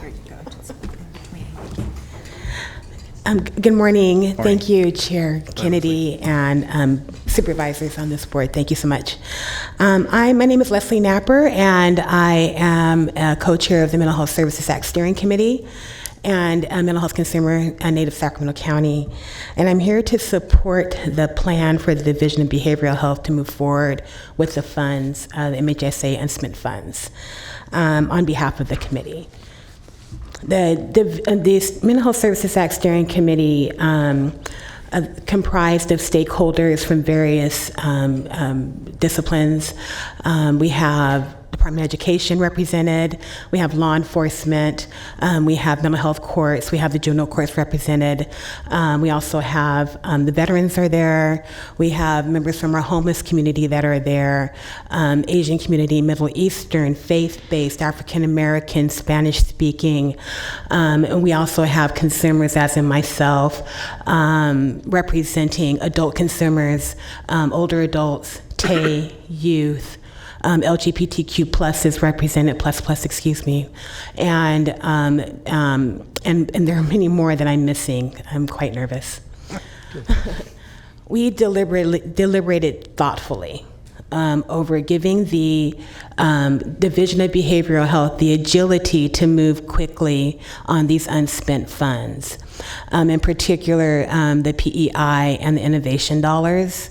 And so we voted, I believe, unanimously for the division to move forward with putting out the RFPs to the community quickly.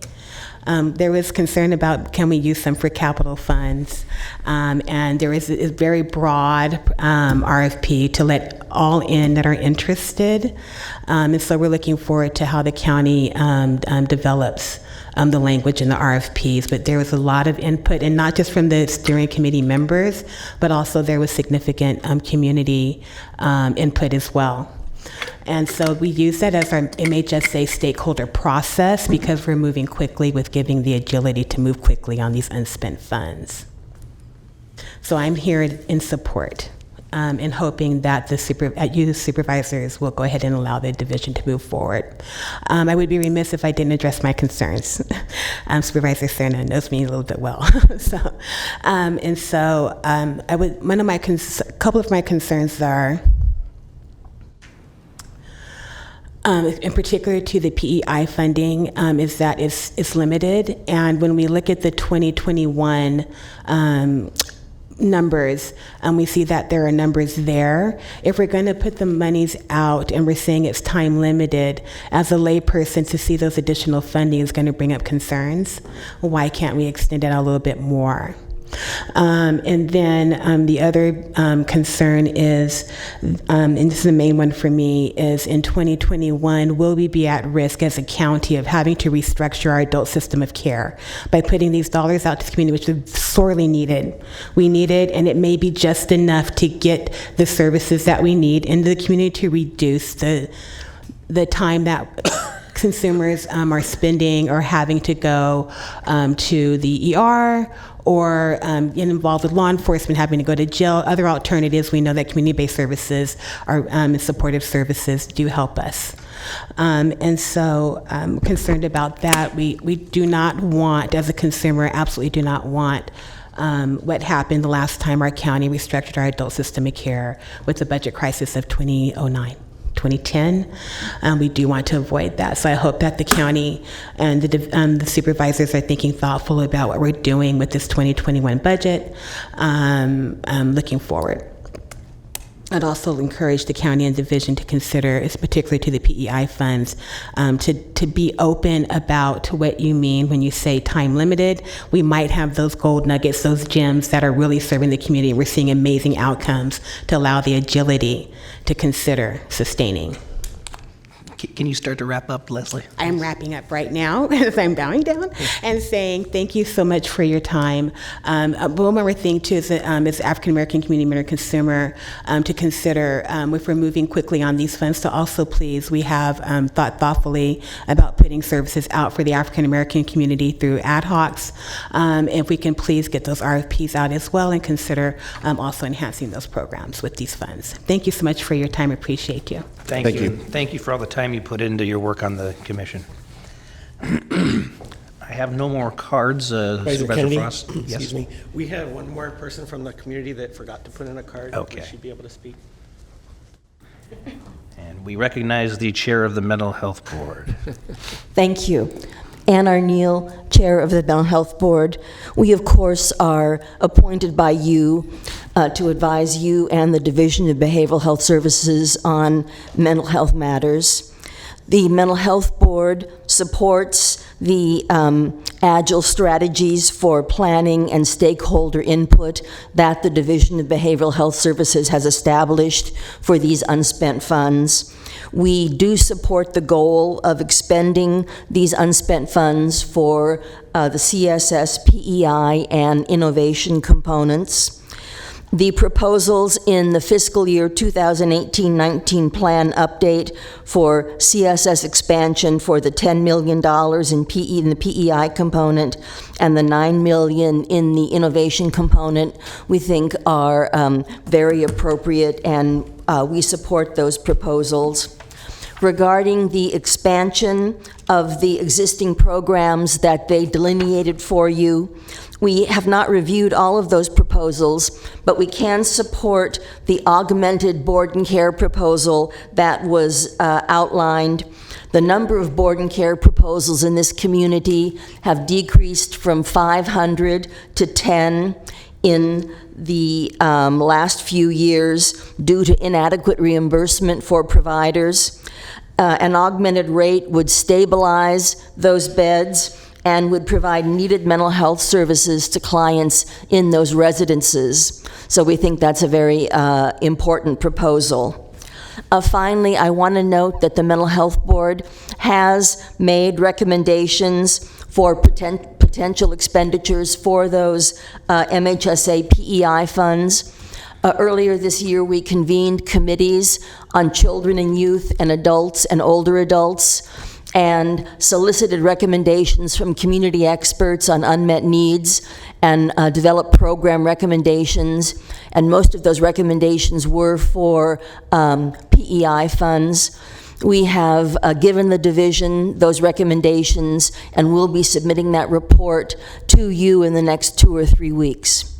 So we'd like to thank you for hearing our recommendations on this topic. Thank you. Thank you very much, Ann. Thank you for being here.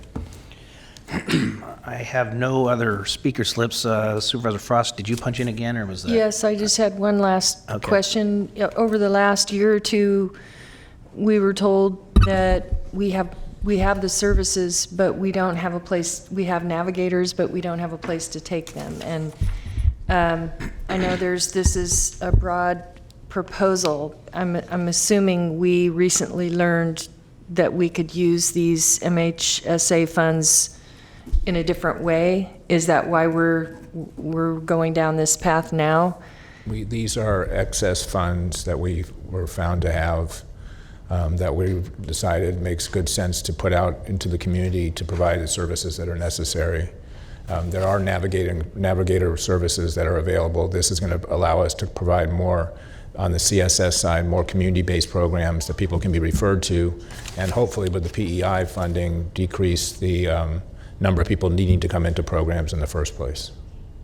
Basically, it's a redo of the whole system. That's what Peter and Ryan and Bruce have been working on. I think it's fair to say that the philosophy of the county has changed on this topic, and that there were those who felt like we needed to set aside much more for a rainy day and didn't recognize that it's a storm outside. And so there's a concerted effort to be both fiscally prudent, but also recognize the serious issue that we have right now and the crisis that we're living in to get those funds out in a more expeditious way than had been done in the past. Is that fair? That's fair. Okay. Yeah, because I mean, I think we always wanted to get the money out there and get the services as much as we could, with the idea that we were going to, if we do set up a program, we're going to be able to continue it. But I have the impression that there's ways that we can use this money now that we may not have known about before, or that maybe new ideas coming in with Peter. But I don't think it's a bad thing. I think it's a good thing. And I hope your thoughts about prevention and training within the community will help potentiate our efforts to get a handle on this. And I do think it's important that we'll come back with this sort of a compendium of what's happening in the region, both on mental health and on housing side, because they obviously on the homeless side, because they obviously pay together. Are we still working on those homeless transitional facilities? We got the grant for 4. One was going to be in Orangeville, and we got sidetracked. Is that still something we're working on? Yeah, absolutely, and we'll include that in our update. Because we want it. We just want it in the right place. Correct. Okay, great. Thank you. Okay, anybody else from the board? Move the item. Second. We have a motion and a second. Thank you very much, staff, for all your good work. Please vote. Unanimous vote. Okay, for item 43, I need a motion to drop this item. This was to adopt the amended planning and environmental review fee schedule. So moved. We have a motion and a second. Please vote. Unanimous vote. Supervisor Serna seconded. Thank you. You read my mind. Okay, item 44 is the appeal of hearing officer's decision upholding revocation of permit to operate. The appellant is Damian Avalos, doing business as North Border Taco at 3721 47th Avenue in Sacramento, California. Okay, I'd like to see if staff would like to first just give us some background and then let the appellant I can, let me first set the stage for how this should go, if you don't mind. Thank you. So I haven't actually seen one of these food license revocation hearings before. I think the most similar thing the board has seen recently would be a business license revocation. The procedure in the county code is not identical. The appeal procedure here provides that the board may sustain, reverse, or modify the decision of the hearing officer. As you may recall, there's explicit procedures in the county code for business license appeals that allows the board to make a decision as to whether to proceed by argument only, consider supplementary evidence, or a de novo hearing. Although there isn't explicit authority for that, I still recommend that the board make the call up front here. And I think the recommendation from staff would be to consider this matter on argument only. So I would ask that the board first make a decision on that. After that, I would say that the appellant, consistent with the last hearing we did, the appellant should have an opportunity to go forward, and then Diana Reese, representing the department, should go with another opportunity for the appellant to respond. Very good. So if the board would like to make a decision on whether to proceed by argument only. Do you need a motion or just a consensus? Let's do it by motion. Okay, then I will move the staff recommendation to hold this as an argument only. Second. Please vote. Unanimous vote. Thank you. And the appellant. You may now approach. Thank you. Yes, hello everybody. Please state your name for the record. Oh, Damian Avalos. Thank you. So I don't know where to start, but I'll just start with the, sorry.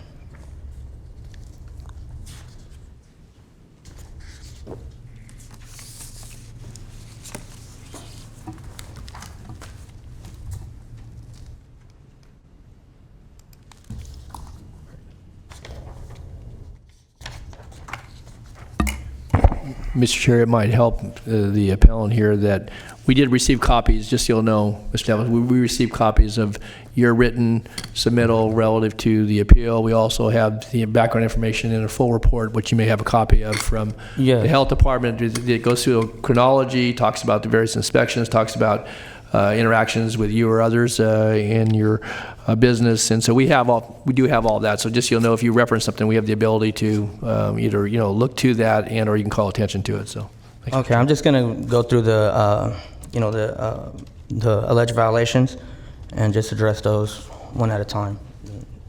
So there was the Health and Safety Code 113947. Basically the safety food certification about the handler's cards. So we've had the handler's cards at all times. I have a managerial card that's required, and the employees do have one. We're a food facility, and we're a rest like a taco stand, and we're also food trucks. So obviously this is not about the food trucks, it's about the food facility. At the food facility, it's typically myself. I prep all the food for the trucks, and we don't really share our seasonings or anything with other employees. Again, at the facility, it's myself and usually my mother that's there. Maybe the reason why we don't have other employees' cards on hand, but we have provided the county inspector with the manager cards. As for that violation, I do not believe it exists. And I'm gonna move on to the next one, which is the Health and Safety Code section 113996, the improper holding temperatures. Basically, from what I recall, when the inspection occurred, there was eggshells found outside that were not at proper holding temperatures. They were not cold enough, we don't sell we don't sell breakfast. It's not on the menu. It's something that we had it for personal consumption there, but we just discarded it per the health inspector's request at the time of the inspection when that occurred. Also the rice, there was a violation for the rice. That day the health inspector came in, I personally was there, and we had the rice, we were warming it up for one of the food trucks that was going out, and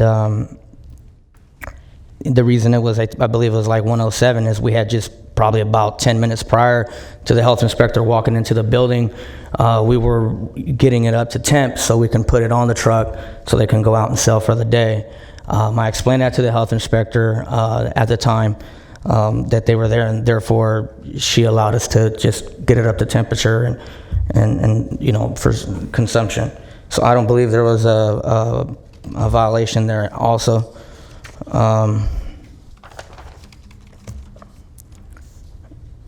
The next section is the 6.04.021C that intentionally interfered with the performance of a duty of an enforcement officer.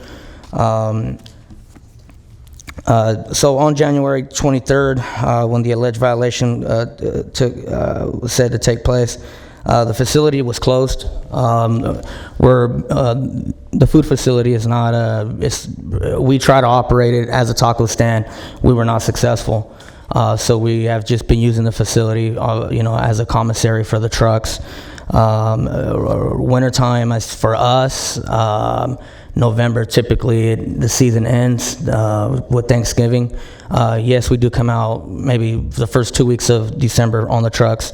But around Christmas, it's pretty much it's over. We don't go out, and being a lot of rain this year that just occurred, I don't believe we went out all the way until, I can't give an exact date, but it was approximately the beginning of March where we started going out again. We were closed for the winter season. So on January 23rd, when the health inspection officer drove by the facility, again, it was closed. I did take down the placard and light. There's been a lot of back and forth with the landlord as far as us keeping the facility. In light that we have stopped some of the rent payments to make the proper repairs to the facility that we needed to do. The broken pipe being one of them. If you guys have seen it on the report, that was one of them. The water pipe, the drain pipe. Both of those we've already fixed. I did hold the rent from the landlord so I can make those fixtures. The black water pipe the sewage pipe that was broken, we did spend $8,000 to get it fixed, and that's been repaired. Also, the broken water line that was broken, we've also had that fixed. Just to touch those, but.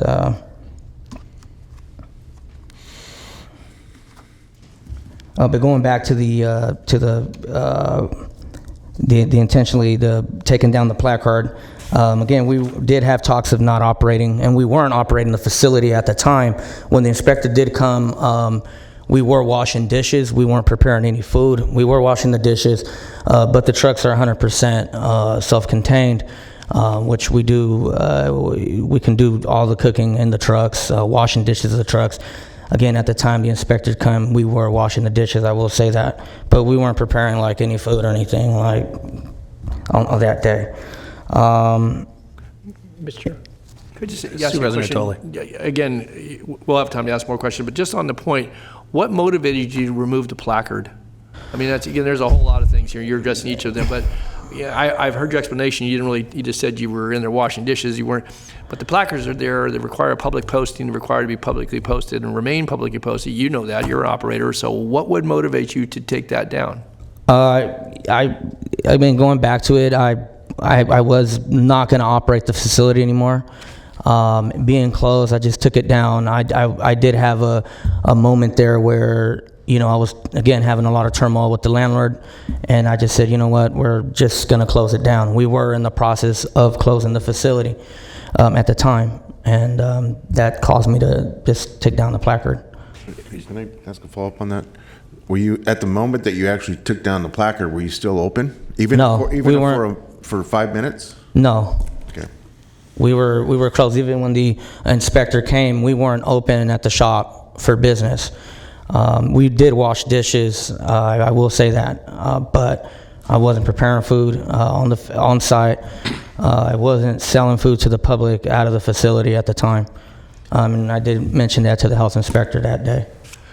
So since that time, just to be clear then, since that time, you've not been open at yes, we have. That day, I was actually not January 23rd. We closed that day, and then I say around March sometime. I don't know the exact date. I don't want to quote something I'm not sure. Yeah. But in March, the health inspector did come, and also we were washing dishes. We weren't preparing food or selling food.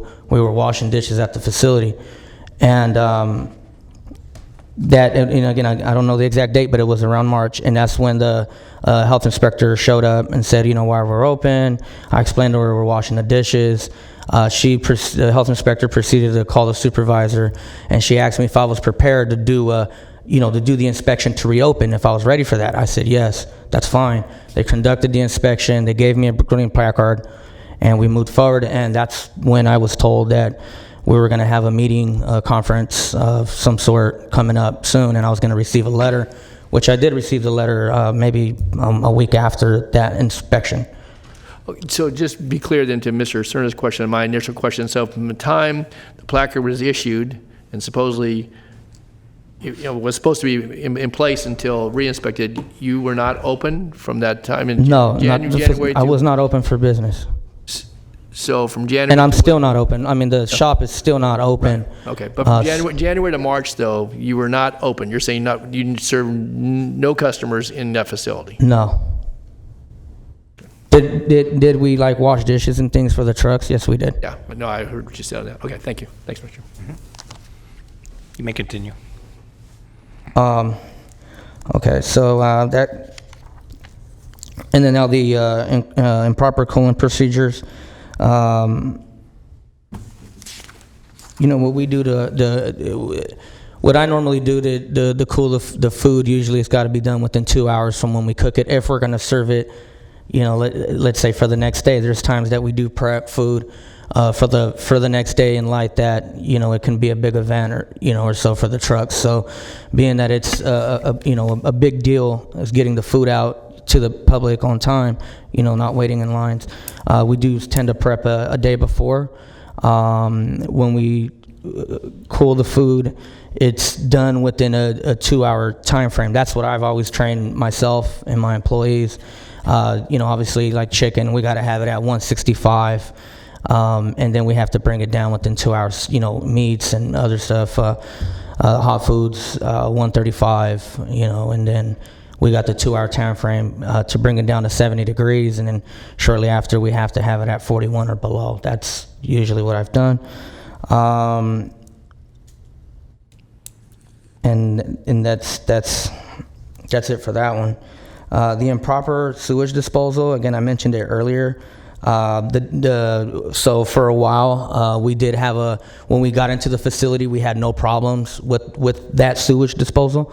And about maybe a month into it, that's when I started noticing from the floor sink, water would take long. When we used the vegetable sink, the water would take a while to flush down, and I was like, well, something's wrong here. So immediately the first thing I did was, what do? You call a plumber. I called the plumber. Plumber came out. He snaked it. It would run good for about another, I don't know, maybe about a month or two. And then I noticed it happening again. And then I called the plumber again and snaked it. After doing it several times, eventually we had another plumber come in, a different one, with the camera, went in there, and that's when they realized we had a broken pipe, like, into the parking lot. Our parking lot's not that big. In the facility, I don't know. I'm guessing I'm probably about from where the building is to the city street.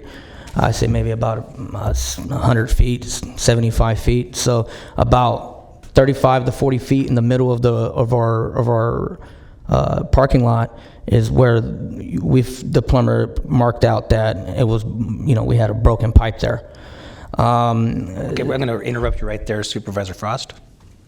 I'm a little bit confused. The restaurant, North Border Taco Restaurant, is the main facility, and you had indicated that you weren't serving food after you received the violation notice. You weren't serving food. It was mainly a storage area for the trucks. You were washing dishes there, but you were also preparing food from there for the trucks ahead of time.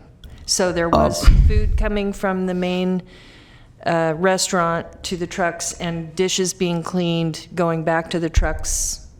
Am I correct? I'm just trying to clarify, because I'm seeing it as... We have. When we've done it at the facility, a lot of the times we also just do it on the trucks itself, because again, they're 100% self-contained.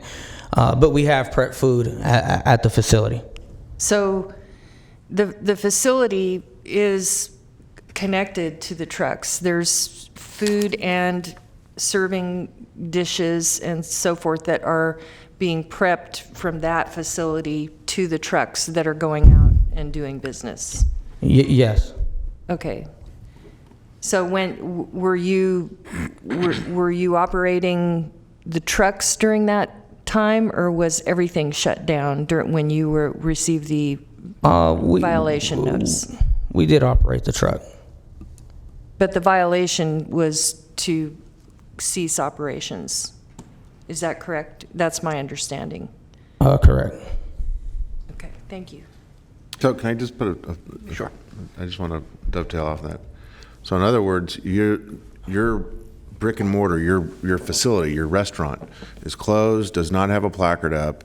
You continue to prepare food. That food is continues to be offered for sale to patrons vis-a-vis your truck. I'm sorry, what was that again? So the placard's off, you're out of your window, your store is closed. Your staff continues to prepare food and continues to wash dishes that are only in service to your truck operation. Is that correct? Correct. Okay. So that's essentially an unlicensed commissary, but I'll have staff explain that. If you can start wrapping up, this is a very important topic for you, so I'm giving you quite a bit of time, but if you could start wrapping up, that would be great. Okay, will do, sir. Okay, so again, the disposal, I'm gonna be brief. After going back and forth with the landlord, we essentially got it's fixed. So that's not an issue any longer. Going to the vermin infestation, I don't see it in these exhibits attached that they submitted here, but I didn't see it on my paperwork. I don't know if it's in your guys's, but they're saying there was, a lot of like 15 to 20 roaches. There was one dead and one live on the photo that I saw. Just wanted to point that out. But as far as that goes, we did have an issue with the water roaches. Again, I've hired different companies. I've had 3 so far, and it wasn't until the Earthlink, the last one we had. They came out and they said in our floor sink inside the restaurant that it didn't have. It had the metal top, but it didn't have the like a screen, a safety screen at the bottom. We installed that, and since we've done that, we haven't had any issues moving forward. I just wanted to point that out as well.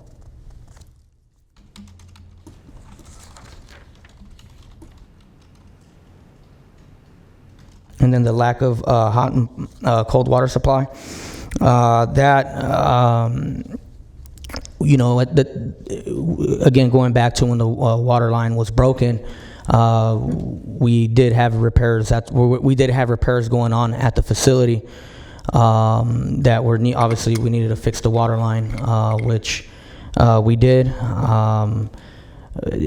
Because we were having issues with a really high water bill and we did get threatened by Fruit-Rich Water, I would shut off the water at the water line in the back. We have like a little shut-off valve. I'd shut it off, and when we needed water, I'd just turn it on and we just wash our hands or wash dishes or whatever we needed to do.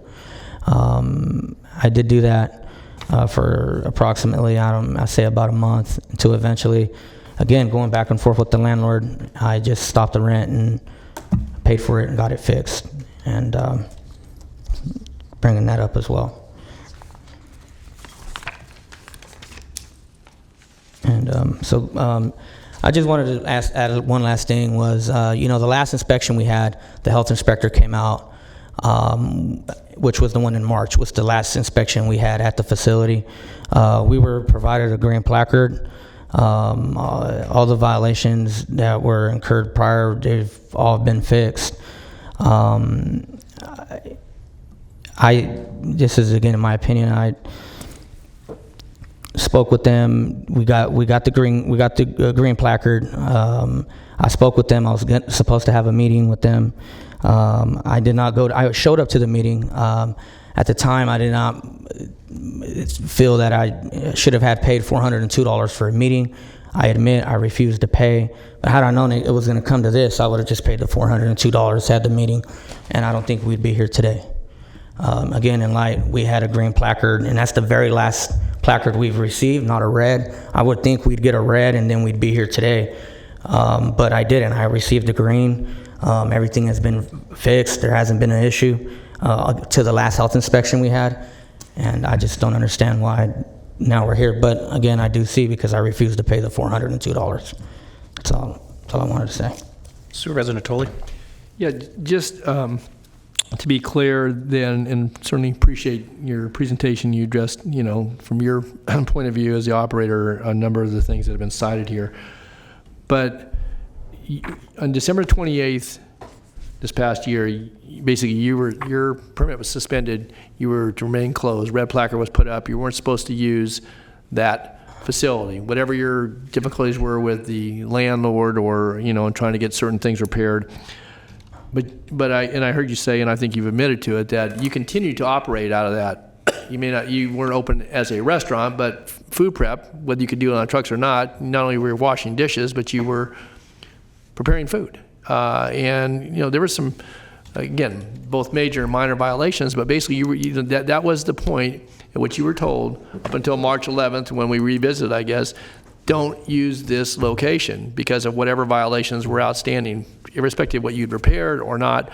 I guess, explain to me how that works. You basically go for 2.5 months operating out of there. Again, we're not showing up every day to, knock on the premises and to see what you're doing. There's a honor factor here, but also, again, with respect to the folks that you're serving to, that we're responsible for seeing to that the food handlers and food preppers are, at least doing their best to, comply for good reason, for public health and safety, for the sanitation conditions, for the food prep. So I guess, you being a restaurant operator, operating food trucks, how do you explain that you basically, you've been told after multiple visits, don't operate out of this location because of a number of things? And again, I'm acknowledging you may have tried to address those, but how do you, in good faith, and go to the public who you're serving out of your trucks,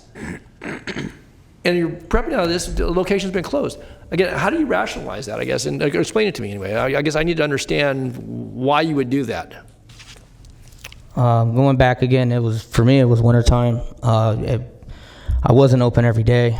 I looked at it where I wasn't serving the public out of the facility itself. I'm not saying we prepped every day for the trucks at the facility. I'm not saying it was okay. I mean, it wasn't every day that I was prepping there. I do admit there was a couple times that I did prep there. I'm not saying it was every day. I appreciate your honesty. Again, I'm just being honest. Most of the prep has been done on the trucks. Only when it's a massive event, like what I call a massive event, we do prep at the facility, and we store the food there because we don't have enough storage in the trucks. Not saying that we had a massive event. We didn't. I mean, the big events don't come till now in the summertime. Wintertime is just, we go out being a nasty winter we had, maybe a handful of times when we went out.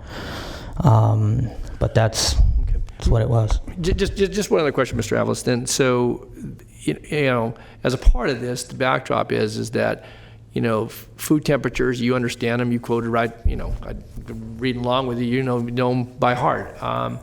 But we found, certain things on the time we did visit, and then the vermin. Can you explain, part of what the problem was? But it wasn't just those that were coming through the drain, the cockroaches, but there were other ones, and multiple occasions were cited, and some of those are minor violations. They don't necessarily result in a red tag, recognizing that that's something that a lot of restaurateurs have to cope with. But you basically had those conditions, and now you say they're fixed, but you were operating out there since 2017. Again, as far as going back to the cockroaches, I relied on. I'm not an expert in that field. I relied on the people I hire, that are professionals in that field to fix the problem. After I consistently see the problem, all I can do is fire the guy, bring in a new guy, and that's what I did. And it wasn't until the guy I have now, which I wish I would have found him a while ago, that he fixed the problem. I guess one other thing, again, you being the operator, what it means to prepare food properly, and having hot water and so forth. But if on the day we visit, we see cockroaches dead on the floor, on countertops, or live ones you're working in that kitchen, I trust you are, or you have people that are working under your supervision. That's something I guess I wouldn't ignore that. Every day I'd be, whether you were the pest management company or not, that's your kitchen. The kitchen is the one that's under your auspices. How do you deal with that? Is it just ignore it? No, I never ignored that problem. Like I said, I hired the professionals. Obviously, by me firing them, it demonstrates that I was not satisfied with the job they were doing. I also admit I got desperate at a time because I'm trying to fix the problem, and I spray the place myself, just to we gotta address this. And that's what I did. And again, it wasn't to the guy I have now that, again, I wish I would have found him a while ago. Okay, thank you. Thanks. Okay, if you can wrap up now, that would be great. Well, that's pretty much it. Again, I just wanted to, one last thing to say, we're here today. The last inspection I had from the health department was a green placard. It was not a red, it was not a yellow. Just shocked that I'd receive a green, and here we are today. And I could understand if we had a red placard, a yellow, one, and then we're here. We showed up. These guys are still not operating sanitarily. Let's shut them down. Let's give them a red, and then we're here. But we're given a green from the health department, and now we're here. I don't get it. That's all. Thank you very much. Mr. Cerna? Thank you. Question for our council. Hypothetically, if a restaurateur is found to violate one or a multitude of health code violations, similar to the ones that are under discussion here today, and they don't abide by the enforcement action that a jurisdiction applies, and if they keep continuing to serve food to the public, whether through their brick and mortar, through some affiliated means of selling the food, and someone gets very, very ill, to the point of hospitalization, perhaps even near death, and that person ends up being a plaintiff who attempts to sue the restaurant owner. Is that something that is plausible? Am I missing something in terms of kind of what the general legal recourse might be for a patron that becomes ill by way of consuming food from a restaurant that has been cited? Certainly, a consumer who went in and had bad food would have a legal right to sue the facility, no question about that. Okay, so I'm going to be, I'll just kind of cut to the chase. I'm looking at through that lens, the lens of the fact that I think we've actually done him a favor by applying the enforcement actions that we have. In reality, what we've done is we've attempted to kind of shield him from being not here, but in a courtroom. And I guarantee you want to be here, not a courtroom. And I don't know how you set up your business, whether it's a limited liability company or not, but depending on how it's set up, you could stand to lose a lot more than just your business in a successful lawsuit against you. Supervisor Frost? I just wonder if we can receive an explanation on why he received a green placard and he's here. Okay, Supervisor Peters? Oh, go ahead. I wanted the explanation. After? Oh, you want? I asked her. I figured she's going to make a presentation, so I figured she, Oh. yeah, so. I'd rather have as much of the presentation because it may answer a lot of our questions. I'm going to hold my request because it's not about her presentation. Okay. Thank you. Great. Good morning, Chair Kennedy, members of the board. I will be happy to answer your question first about the green placard that was issued on March 11th, 2019. That was following a limited reinspection that was looking at the vermin infestation issue particularly, which was the reason for the red placard in December 2018. And the inspector found that at that moment, on that day, that there weren't any live vermin, cockroaches or flies or otherwise, that would justify having the red placard. There was a limited reinspection on that date sufficient to warrant a green placard. That was, in fact, not the last inspection of the restaurant. Another one occurred on March 21st in response to a customer complaint regarding spoiled food, and that inspection resulted in voluntary disposal of the spoiled food and finding of further vermin, not live vermin, dead cockroaches on that occasion. As noted in the board report, cockroaches were found on 9 or 10 occasions of the inspections of this facility, cockroaches or flies or both. Part of the problem was apparently Mr. Avalos' mother, who was left to run the facility while he was focused on the food trucks, was propping the back door open, and that allowed at least flies to come in. I'm not sure about the cockroaches, how they were getting in, not just through the floor sink. There were different, I learned a lot about cockroaches during this. There are at least 3 different kinds of cockroaches, and some of them are crawly and some of them are climbers, and both types were found in this facility, so that was a grave concern.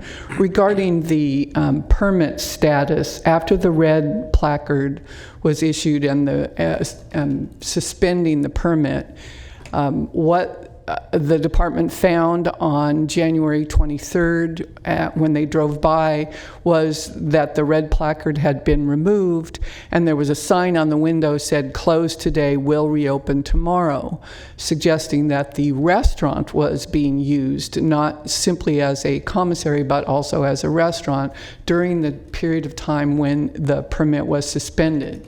Additionally, as Supervisor Kennedy noted earlier, this restaurant, by Mr. Avalos' own admission, was being used as a commissary for the food trucks.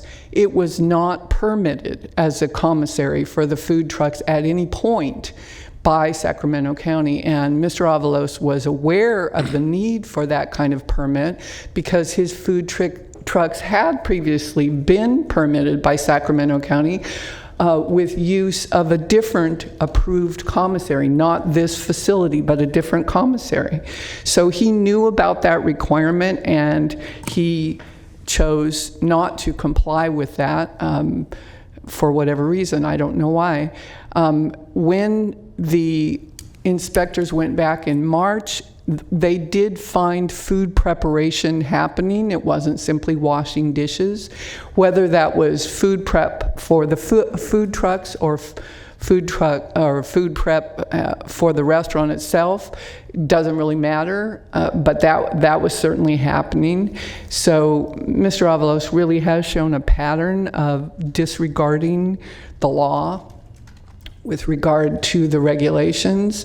And the other issue, I think Supervisor Natoli highlighted this, that there were a number of serious concerns: the vermin infestation, the sewer problem, the lack of hot and cold potable water, as well as lack of food safety certification and food handler cards on a number of occasions. And nevertheless, certainly with regard to the infrastructure issues that needed to be repaired, or even the vermin infestation, Mr. Avalos continued to operate the restaurant despite these problems, instead of closing the restaurant and fixing the problems so that the public health would be protected. And that is a grave concern to the department, and that was the seriousness and the repeated violations, and then the disregard for EMD's regulatory authority, the county's regulatory authority, and efforts to try to help Mr. Avalos come into compliance. All of those were reasons for the department to take this action of revoking the food facility permit at this time. Okay, Mr. Natoli. Yeah, the question I have relates to the recommended action here, the revocation. In the event the board were to adopt that, what is the period of time before someone can apply to or seek a new permit? Obviously, the permit for this expired at the end of June under the previous license. So are there provisions, I guess, Diana, for, again, to the point you made earlier, and I think it was certainly embodied in some of the discussion here about actually making the corrections, shutting down for a prescribed period of time, whatever that was, do those, and then seeking to get reopened under, previous inspection regimes. So what is the period of time if we take this action today by which the applicant would have to basically, not operate certainly out of that location, and then they could seek to reopen at some point. So is it a year? Is it 6 months? Is it 45 days? What is it? He could reapply tomorrow. There's nothing either in the California Health and Safety Code or in the Sacramento County Code that provides for a fixed period of time. If we'd done a suspension, there could be a fixed period of time. A revocation is a removal. However, department staff has discussed what requirements they would need him to meet before they would consider reissuing the permit. He can apply, doesn't mean he's going to get the permit. And what they would want to see is a facility evaluation to assure that any facility that he's using complies with all structural and equipment requirements of the California Health and Safety Code. They would need to see that Mr. Avalos has a valid food safety certification and valid food handler cards for any employees that he is using at the restaurant. The department would want Mr. Avalos and all employees to attend the department's food safety education class in addition to whatever education they would need to get the food safety certification and the food handler cards. So additional training would or education is viewed as necessary. He would need to provide a copy of a professional pest control service contract so that there would be ongoing monitoring of the vermin problem at the restaurant. They would want monthly, if a permit were issued, they would want monthly re-inspections for a minimum of 6 months. At the prevailing EMD reinspection fee, which currently is $268. If violations were observed and they continued, additional reinspections would be needed. Additionally, there would be a penalty of two times the price of the permit. Actually, what the California Health and Safety Code section 114387 authorizes up to 3 times the permit amount, but they would want 2 times the permit amount, which would be $2,584. He would not be allowed, and he's not allowed now, to operate unpermitted food trucks in Sacramento County. So Mr. Avalos stated at the hearing that, and he pretty much alluded to it here, that the real focus of his business is the food trucks. If he intends to operate food trucks using a commissary in Sacramento County, the commissary and the food trucks have to be permitted. Apparently, he does operate the food trucks also outside of Sacramento County, although as recently as 2 weeks ago, one of his food trucks was found operating within Sacramento County. So that is, although that's not the basis for the revocation here, that's an issue for EMD. And in addition, he would need to pay all the fees owed to EMD, which at this time is $686 for the restaurant for reinspection fees and $851 for the food trucks. And those are all inspection fees that have been approved by the board because, as you know, EMD is has to. Diane, let me ask you. Okay, but the recommendation we have here, recommend action, is just to sustain the order of revocation. Is it?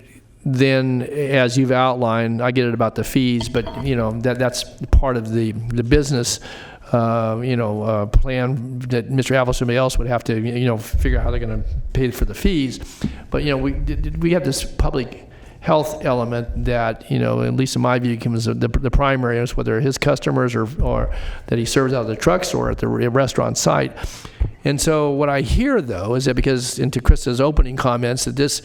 I can't recall that we've ever done one of these before the board in my time here as it relates to one of these permits, that the revocation can be conditional, I guess, or EMD was going to lay these conditions, but I didn't see that in our staff report, that in the event that we revoked and stood that up, he could, Mr. Avalos could come in today, pay the fees, and start the process all over this afternoon. And that there's no set length of time. There are just these prescribed conditions, which seem to make sense. So how is it that gets embodied in a decision that we were to make today, assuming we sustained the hearing officer's decision, but, Mr. Avalos, if he chose to and had the money to do so and the will and inclination, could go down this afternoon and make an application to start the ball rolling. But again, I think in light of what has been presented here, certainly offer of his explanations, I want to have some certainty around this, because again, if you bring it to the board, we can revoke it. That revocation can stand for a few days, assuming he can meet all those things that would be an obligation under this order. So I guess I'm kind of asking, how does that frame? Because there was nothing framed here that said that in the event the board sustained this, that it's only good for as long as until he meets these conditions. I didn't see that embodied in any of the staff report here. Right. So once the food permit is revoked, he, as Diana indicates, he can reapply, and there isn't a hold period. Right. Start over right now. In the county code, he could go reapply tomorrow. But as Diana laid out, there are a number of hoops that he would have to comply with before he would get that permit. Just because he applies doesn't mean he's going to get it. And it sounds like it would not be an easy task to get that permit. So that is the protection that EMD has, which is to make sure that the permit is not issued unless their concerns are satisfied, and there are procedures set forth in the county code about inspections and such that EMD can require. So that would be the Could we safety prescribe valve. other conditions in addition to those are EMD conditions, but it talks about having a pest control contract. Well, that contract can I'll have to ask Diana or somebody else from EMD to respond on that. Yeah, okay. Again, so... See something specific in the county code about mandatory food safety education, which Diana had referenced. I don't know about the Yeah, how those contracts. other things you've listed, in 6 months worth of inspections and paying the fee and so forth. I mean, those are crafted by staff who've given very thoughtful, reflection on this, but how do those get embodied? And is that part of the recommendation that with the board in revoking this would... recognizing that Mr. Avalos could reapply, that those are conditions that are instituted by this board as a part of the recommendation, or? No, that would be a separate process. So we're What's not before this directing that. board is an appeal from the hearing officers revoking of the license. It is not up to the board today to take any actions to conditionally license him in the future. That's a different action that would have to be handled separately. And just to be clear, EMD is gravely concerned. They wouldn't have taken this action. Not only do you not recall, I don't know how long you've been a supervisor, Kelly McCoy has worked at EMD for 25 years. This is... Gotta be. Are we all tied? I got 41 years with the county, but 25 on this board. Okay, all right, so that's why you don't remember it, because she doesn't remember it either. This is the first time that EMD has taken this action against a food facility because of the concerns. So they would not reissue a permit lightly, okay? And they could impose conditions on the permit. And we have laid out what conditions they would consider. But we really don't want that. I mean, even if it could be, we really wouldn't want that to be part of the board action, because we don't know when he might reapply, if there's a different owner. There are a number of circumstances that could change. Thanks, Dad. Okay. Supervisor Peters. Thank you. Could I ask Ms. Whitman, this is a slightly different question. What responsibility does the owner of the property have? I mean, Mr. Avalos has to abide by all our regulations, and as we've described in depth today. But providing a building that appears to be uninhabitable with the water and sewer problems, is that something code enforcement should be following up on? I mean, I don't know. This landlord may lease it to someone else. Right, soon. and I don't know if code has been involved to date, but certainly a referral could be made to have them do an inspection. Right, we can, to my knowledge, code enforcement has not been involved, and I haven't actually researched that, but certainly if there are ongoing infrastructure issues with the well, according building. to you and staff, there are ongoing issues. Yeah. I think Supervisor Peters, out of this hearing, we are going to have code go out and check the building.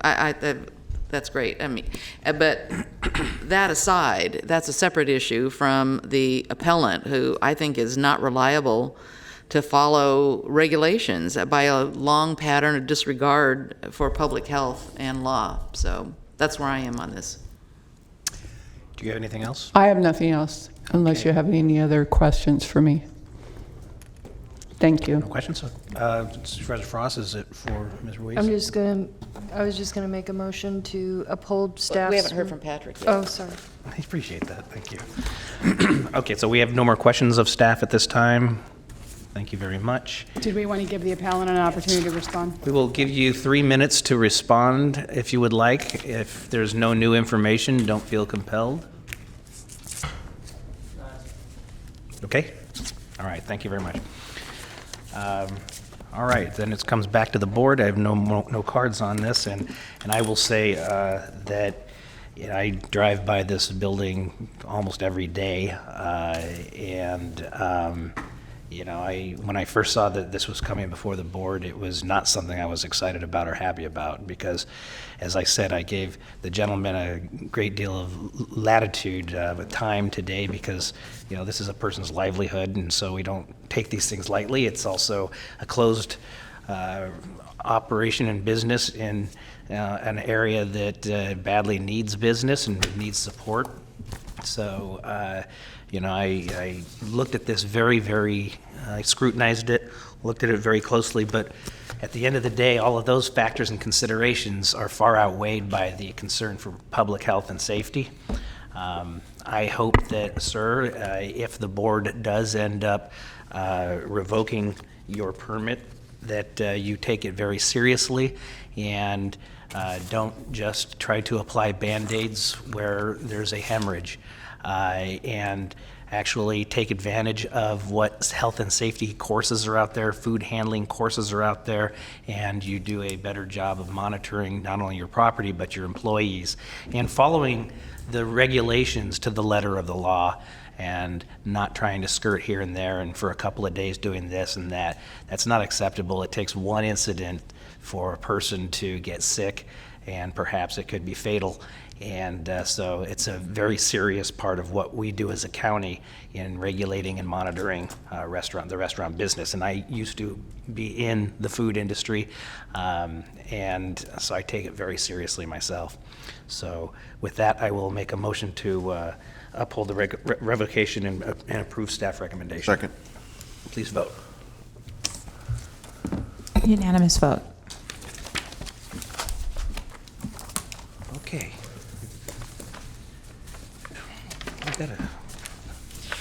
Okay, so that concludes your morning items, unless you want to take up your nominations. Can we do it just real quickly? There's not very many. Okay, that's item 49. And Mr. Gill, in the future when we have hearings like that, can you schedule them after lunch? Okay.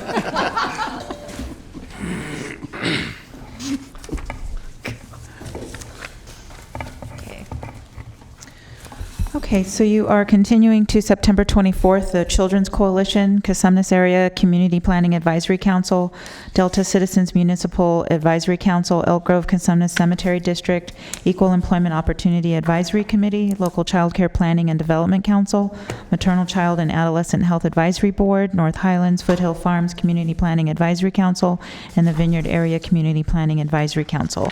For your matters today, we have the Public Health Advisory Board. Mr. Kennedy. Chiefs recommend continuing this item until August 20th. Sacramento County Mental Health Board, Ms. Peters. Please continue to August 20. Mr. Natoli. August 20th, please. Sacramento County Youth Commission, Ms. Peters. Please continue to September 10th. Southeast Area Community Planning Advisory Council, Mr. Natoli. I need to continue that till September 10th, please. South Sacramento Area Community Planning Advisory Council, Mr. Cerna. Please continue to September 24th. And Mr. Kennedy. Please continue to September 24th. Okay. And then we have the Sunrise Recreation and Park District, Supervisor Frost. Please, I nominate Elizabeth Gray. Okay, that concludes your nominations. Okay, thank you very much. We have a closed session? Yes, we do. All right, then we will recess to closed session.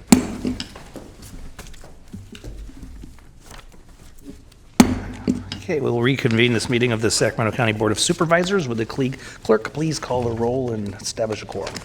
Supervisor Frost? Here. Natoli? Here. Peters? Here. Cerna? Here. Kennedy? Here. You have a quorum. Item number 22, approval of contract award with Red Flex Traffic Systems, Inc. for provision of a red light photo enforcement system for a 2-year term in the amount of $1,797,000 effective upon execution, and authorization to execute a memorandum of understanding with the City of Sacramento for operation and management of the red light photo enforcement system within the unincorporated limits of the City of Sacramento for a 2-year period effective upon execution.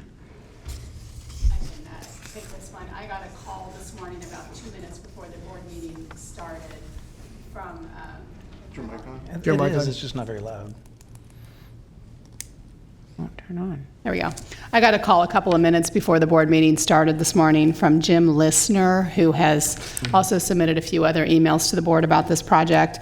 He indicated a concern about whether a public hearing was required for this matter under Vehicle Code Section 21455.6. I didn't have a chance to look at it, so therefore we continued the item to this afternoon. Since then, I've looked at it and talked to staff. That code section provides that the county board shall conduct a public hearing on the proposed use of an automated enforcement system prior to authorizing the city or county to enter into a contract.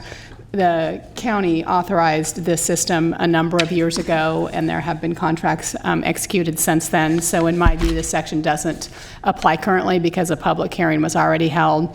But even if that section did apply, our office has generally advised that a public hearing requirement is satisfied by placing a matter on consent as it can be pulled. So in my view, there's no reason to delay award of this contract because of that reason. Okay, any questions from the board? Mr. Nicole. Yes, thank you, Mr. Chair. I did want to ask about the costs that are assigned to this. The staff report goes through in some detail, although it certainly leaves open the question as to what actually comes back to the county relative to citations, which are ultimately decided, I guess, if they go to court, but certainly those that are paid. And if I read the numbers correctly that are in our report, it's about $2.1 million in overall revenue that's accounted for using some assumptions. Again, I have no reason to dispute the assumptions, but the program costs are $2.3 million annually. And I guess what I wanted to parse a little more closely here is that of the money that's coming through, 1.3 goes back into the general fund, and almost $800,000 go to special funds, which again are allocated under state law that authorizes the photo enforcement. So my question is that for the costs that aren't accounted for, either those that are general fund costs, are they paid through the sheriff's budget? Are they paid through Department of Transportation? Are they allocated in some other way?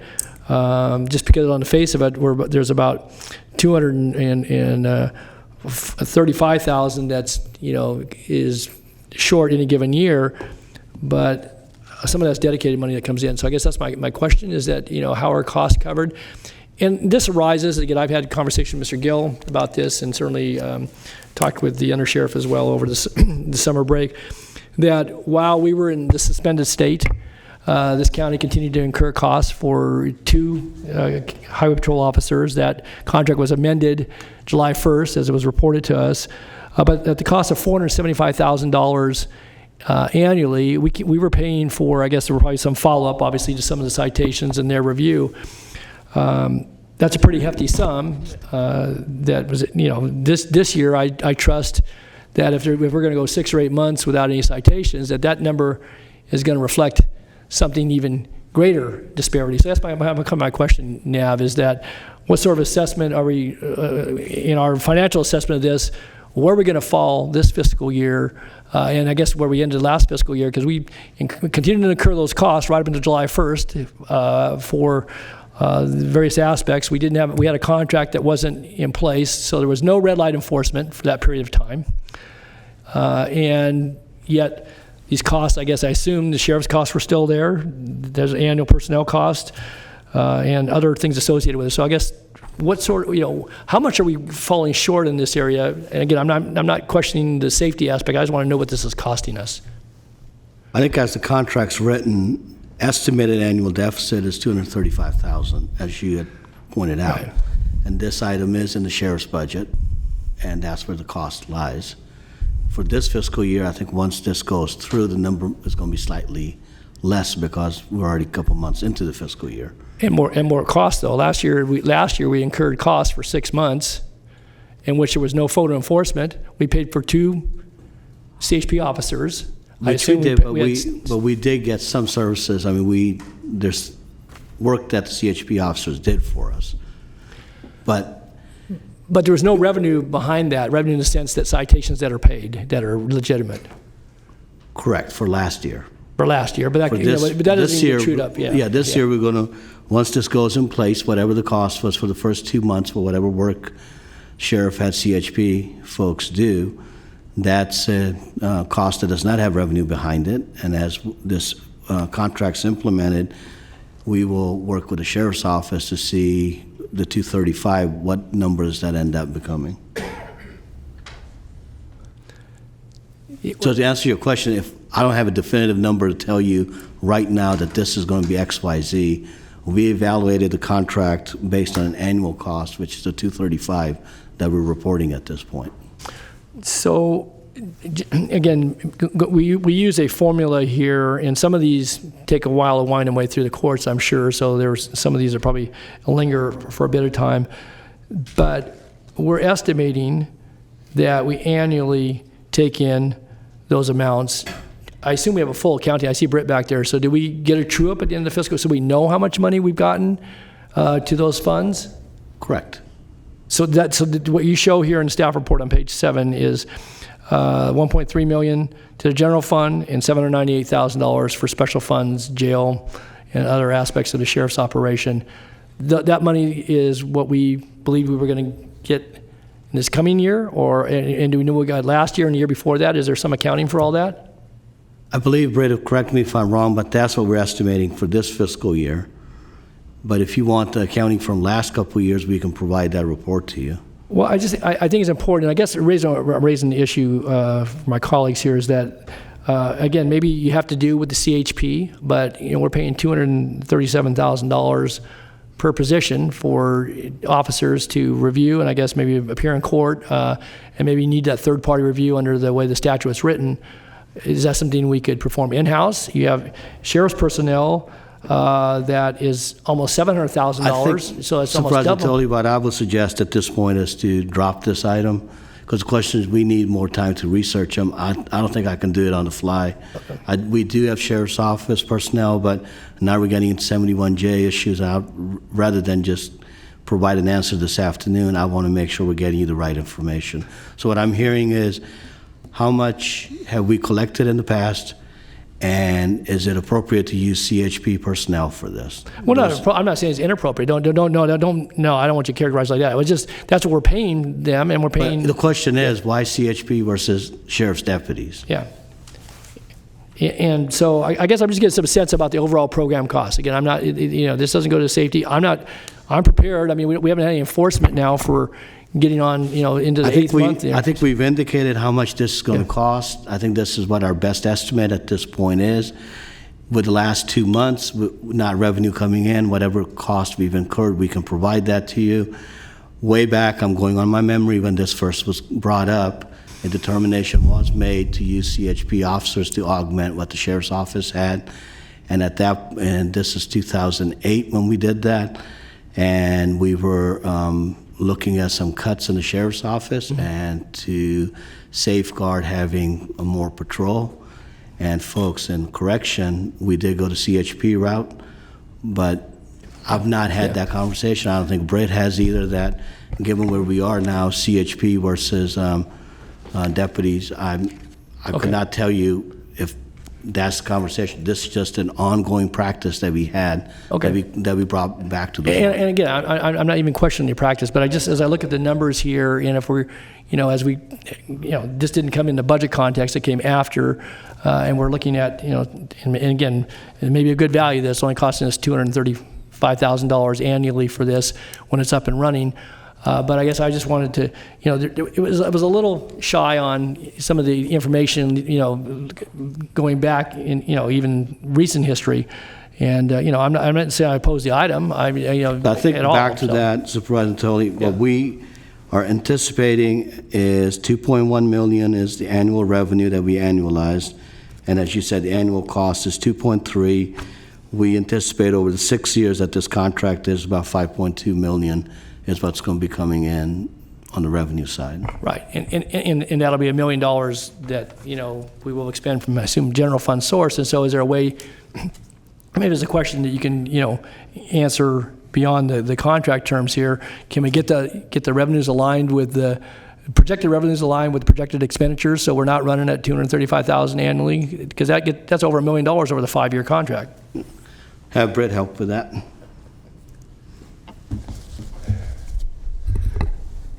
Thank you, Mr. Chair, Supervisor Natoli. Perhaps it would help if I give a little bit more background on the way the revenue comes in and where it goes, and some of the components of the cost factors. As you rightly said, Supervisor, these are all estimates.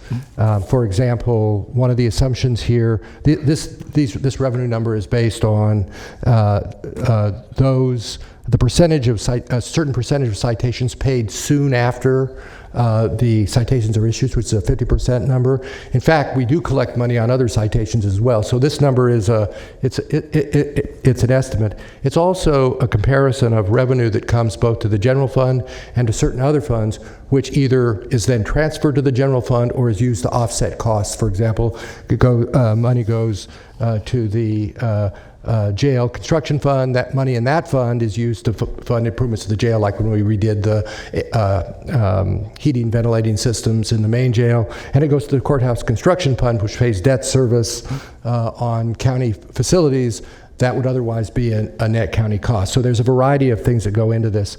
But it's a fully loaded cost, and so that includes some staff time that existed prior to the initiation of this program. When this program was initiated, we added one position.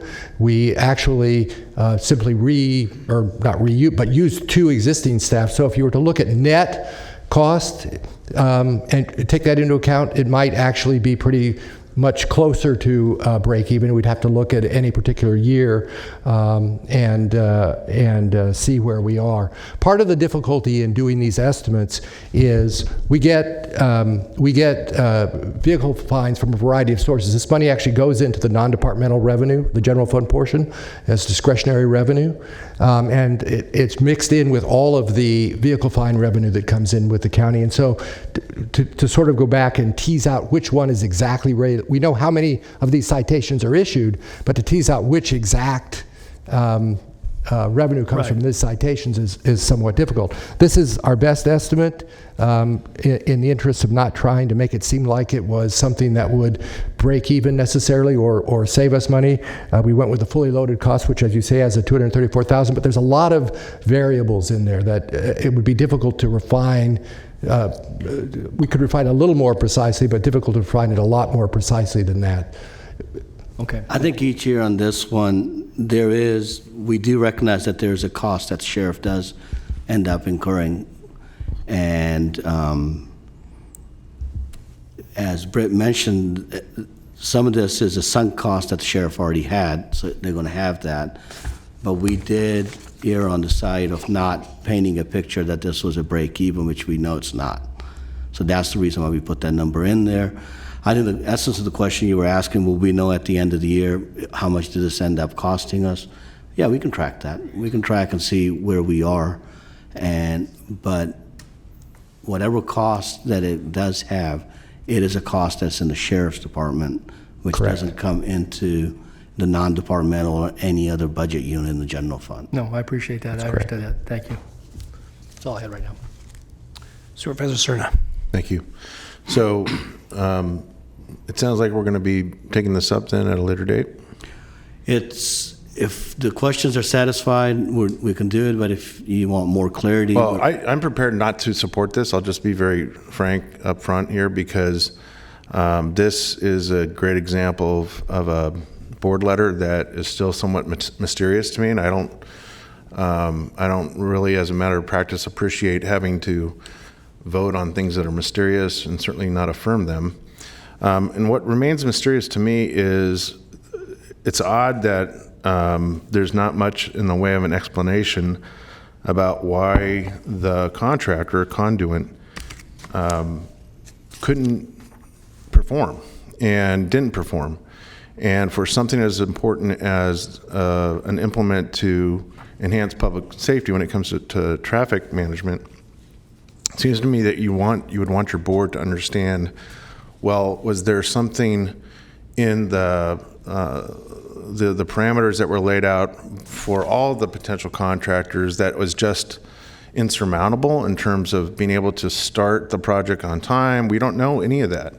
And so without being armed with that information, I don't feel like I can make an informed decision. And instead of having to rely on people coming to the podium to then try to fill in the gaps, I'd feel much more comfortable if we bring this back and you take my words to heart and we have a much more complete picture of why the contractor that we selected in the first place felt compelled not to even go forward with the work. Yeah. So I think two things, we can absolutely do that, but Captain Hagedorn does want to have a moment to address the board. So, sure. Captain. So thank you for giving me this time. I'm Captain Anika Hagedorn. I am the commander of the Security Services Division, which manages the contract with the red light. And to answer, maybe hopefully add clarity to a couple of concerns that you raised, Supervisor Natoli, with regard to the CHP, understanding the position that we were in, transitioning from one contract to another contractor, we actually set aside one of the CHP positions, so we're currently not filling that position, therefore we're not being billed for that position. That's as of July 1st though, right?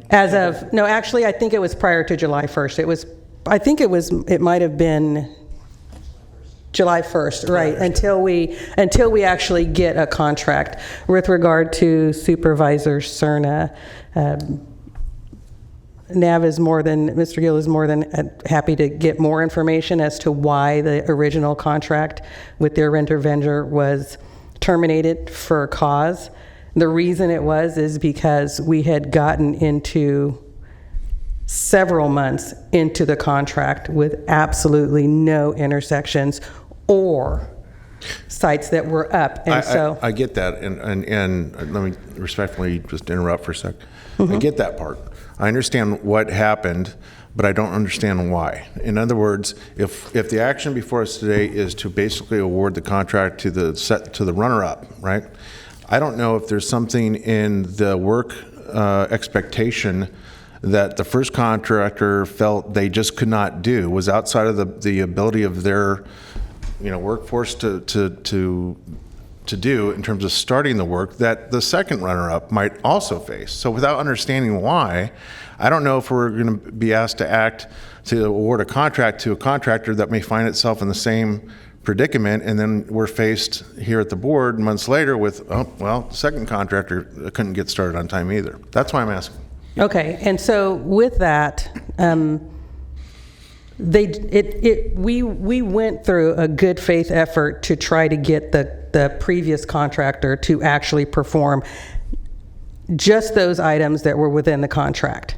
They could not do that. And they must have given you a reason why. Initially they didn't, and when we gave them an opportunity to correct those, they could not correct those, and they kept pushing the dates. For instance, permits. The county, they actually presented permits to the county. The county sent them back to that vendor for corrections, and they never resubmitted those permits to the county and did not have a reason for us. However, that was something that they could have done. It was something that they just chose not to do. So in the interest of actually getting a program and moving forward, but we reaffirmed their termination for cause with county council's approval. It just so happened that the number 2 rated happened to be Red Flex, and they are in a position to, with the contract being approved, get all of the systems up and running by September 1st. Now, is Red Flex privy to all the nuance of why the original contract awardee, the reasons they gave for why they couldn't perform? Red Flex clearly understands the parameters of what they need to do in order to move forward, and that is based on, and in the contract, it's very specific as to what the timeline is that they gave us prior to agreeing to go with Red Flex as the number 2. So there is a deadline. September 1st is when they have to have all of the sites. Obviously, the variable in that is, well, there are no permits that are required because they already have all of their systems in place.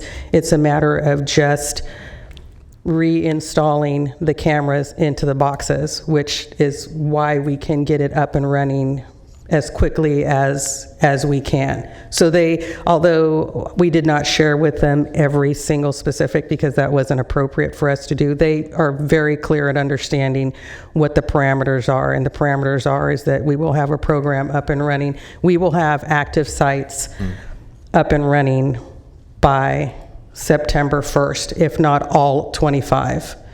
I appreciate that. Your reflexive reaction, Nav, was to let's take a little more time so that we got all the questions answered, all the information available, so that we're making as informed a decision as possible as a board. I still think that that's a wise route to go. So again, if it's the will of the board to consider this today, I'm not prepared to support it for the reasons I've already stated. I think what I would like to offer, you are absolutely correct. My reflex was the questions were coming. We were not able to get all the information out. I know the September 1 date is looming on it, but the questions you got, we've given you verbal responses. I would like to come back on the 20th and memorialize what questions were asked and give you written answers, and hopefully that will have a better record for you when you take a vote on this. Supervisor Peters. I want to point out that according to the staff report, in the table that has collisions due 1 year prior to installation column, that there are literally hundreds of collisions where people are dying in some of them. And after the cameras were installed, the total is less than 30. So for us to keep delaying this is causing not only people to die, people to be in accidents, the very large amount of money that a car accident costs, not only to the individuals in the accident, but all the safety personnel that has to come to the site of the accident. So I don't want to get too far away from this date. And as for Red Flex, I mean, personally, I don't care which one of these vendors comes in, but the reason they can get up and running is because they used to be the vendor for this system, so their equipment's still in place other than their cameras, so that's how they know what all the requirements are. So I don't know that we need that much more detail myself. And if I don't clarifying a few things for individuals that have specific questions, but I just want to point out hundreds of collisions to less than 30. That's a lot of time, effort, and money, anguish. And not to belabor the point, but to add to your point, Supervisor Peters, from the year prior to the installation of this system, in 2016, there was a decrease of 77% on collisions, and in 2017, it was a decrease of 92% of the collisions. So that kind of does a percentage to the information and to the stats that are on the page in the board letter. Thank you. Thank you. Supervisor Natoli. Yeah, just a couple of quick follow-on questions, Captain. It would be, I think, useful to know, not necessarily for any report back, but what transpired over the time when the cameras were inoperable. Again, if somebody can track that data relative to collisions, I mean, a question's been raised in some of the correspondence, but I think, again, if people assumed that those were operational, then, maybe they were better in their behavior. But I'm just, again, if there was no enforcement, there were no citations being issued, for at least by the cameras. But I guess the question I have is relative to this contract, and one last thing back to the contract with the California Highway Patrol, is that we carried 2 positions for the second half of the fiscal year. And clearly, besides any citations been issued prior to December 31st, there was no other citations that were issued, but there was obviously some workload. But I would guess what I would like to know is if this contract gives us the ability to be flexible so that we don't have to pay for 2 positions in the event that we get to the end of another contract term a few years out, assuming we take this action. I just think that that's not reasonable from a standpoint that we were paying for officer positions to review citations and to do the work. There may be some work, but to pay for 2 full positions for 6 months when no citations were issued during that 6 month, now 7-8 month period of time. Again, maybe contractually we were bound to carry those positions until July 1st. And I appreciate it. I say Undersheriff got back to me, earlier in the summer and explained to me. But I still, again, that's the type of thing at the cost of $235,000 per position, fully loaded.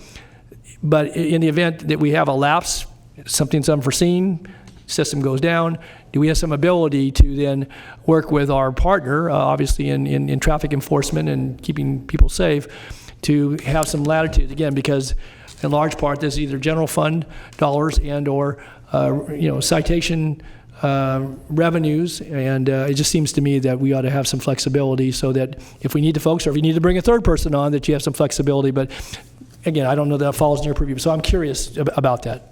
And so to answer your question, thanks for asking that, Supervisor Natoli, we actually do have some flexibility, and that flexibility is what allowed us and me to talk to CHP and not bring over that second person during this period. So if somewhere down the road we didn't need the second person or we needed an extra person, that flexibility is always there. And also, just to clarify, as you understand, that there are other citations, hundreds, by the way, of citations that have not yet made their way through the system, that those now one CHP officer and our SSO officer are still today going to court on a regular basis. So even though CHP has a person selected, that person has not come over because of this specific fact. So if somewhere down the line we are in this situation again, then that is something that that we can work out and that CHP would just not bill us for. So that's absolutely something that can happen. Of course, the vice versa also applies, correct? Right. But yes, there is that flexibility. Okay, right. Yes, because of the working relationship that we have with CHP and the contract. Thanks, Kevin. Supervisor Frost.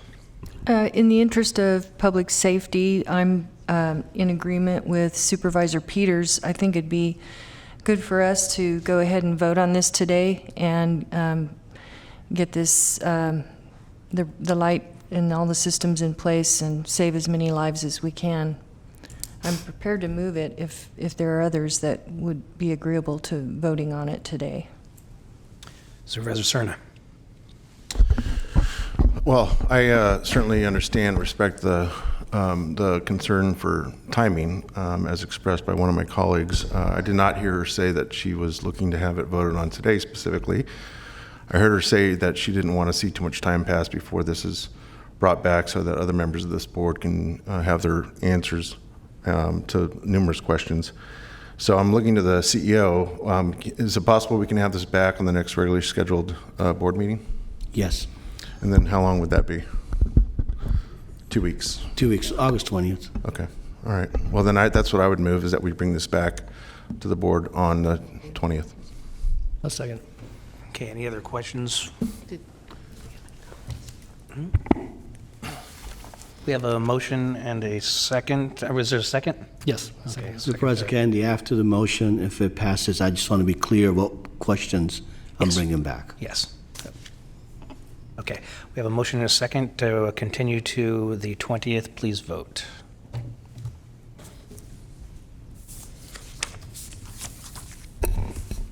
And the motion passes with Supervisor Peters voting no.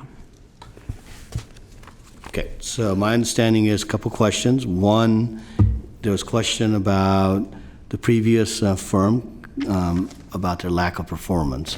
Captain Hagedorn did answer it. I'm assuming the board wants that in writing.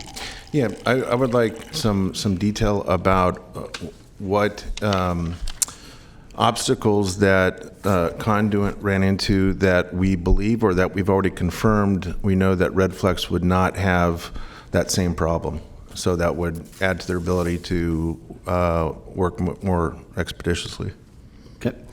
Then the second question was around the CHP, about the staffing that comes in. Even though Captain Hagedorn did mention that we had flexibility, I think that's an easy answer back in writing, if that's acceptable. Well, that's second. And I think the third question, which is a little bit more tricky, was the one on how much do we believe the annual deficit's going to be. We have projected 235 for the year. That's sort of the number that we have. We can go back and look at it, but what we can commit to, and we can put this in writing, is that as each fiscal year closes, Britt's staff will work with Captain Hagedorn to true up how much is the revenue coming in, how much are the expenditures, and where are we, and is it a surplus or a deficit? And we can answer that question if that's acceptable. Those are the three questions I understand that the board wanted some more clarification on. Are there any other points the board would like clarified? I think it's pretty good. All right, thank you. Okay, thank you. Thank you for your time. 45. Item number 45, launch of Youth and Community Connect application.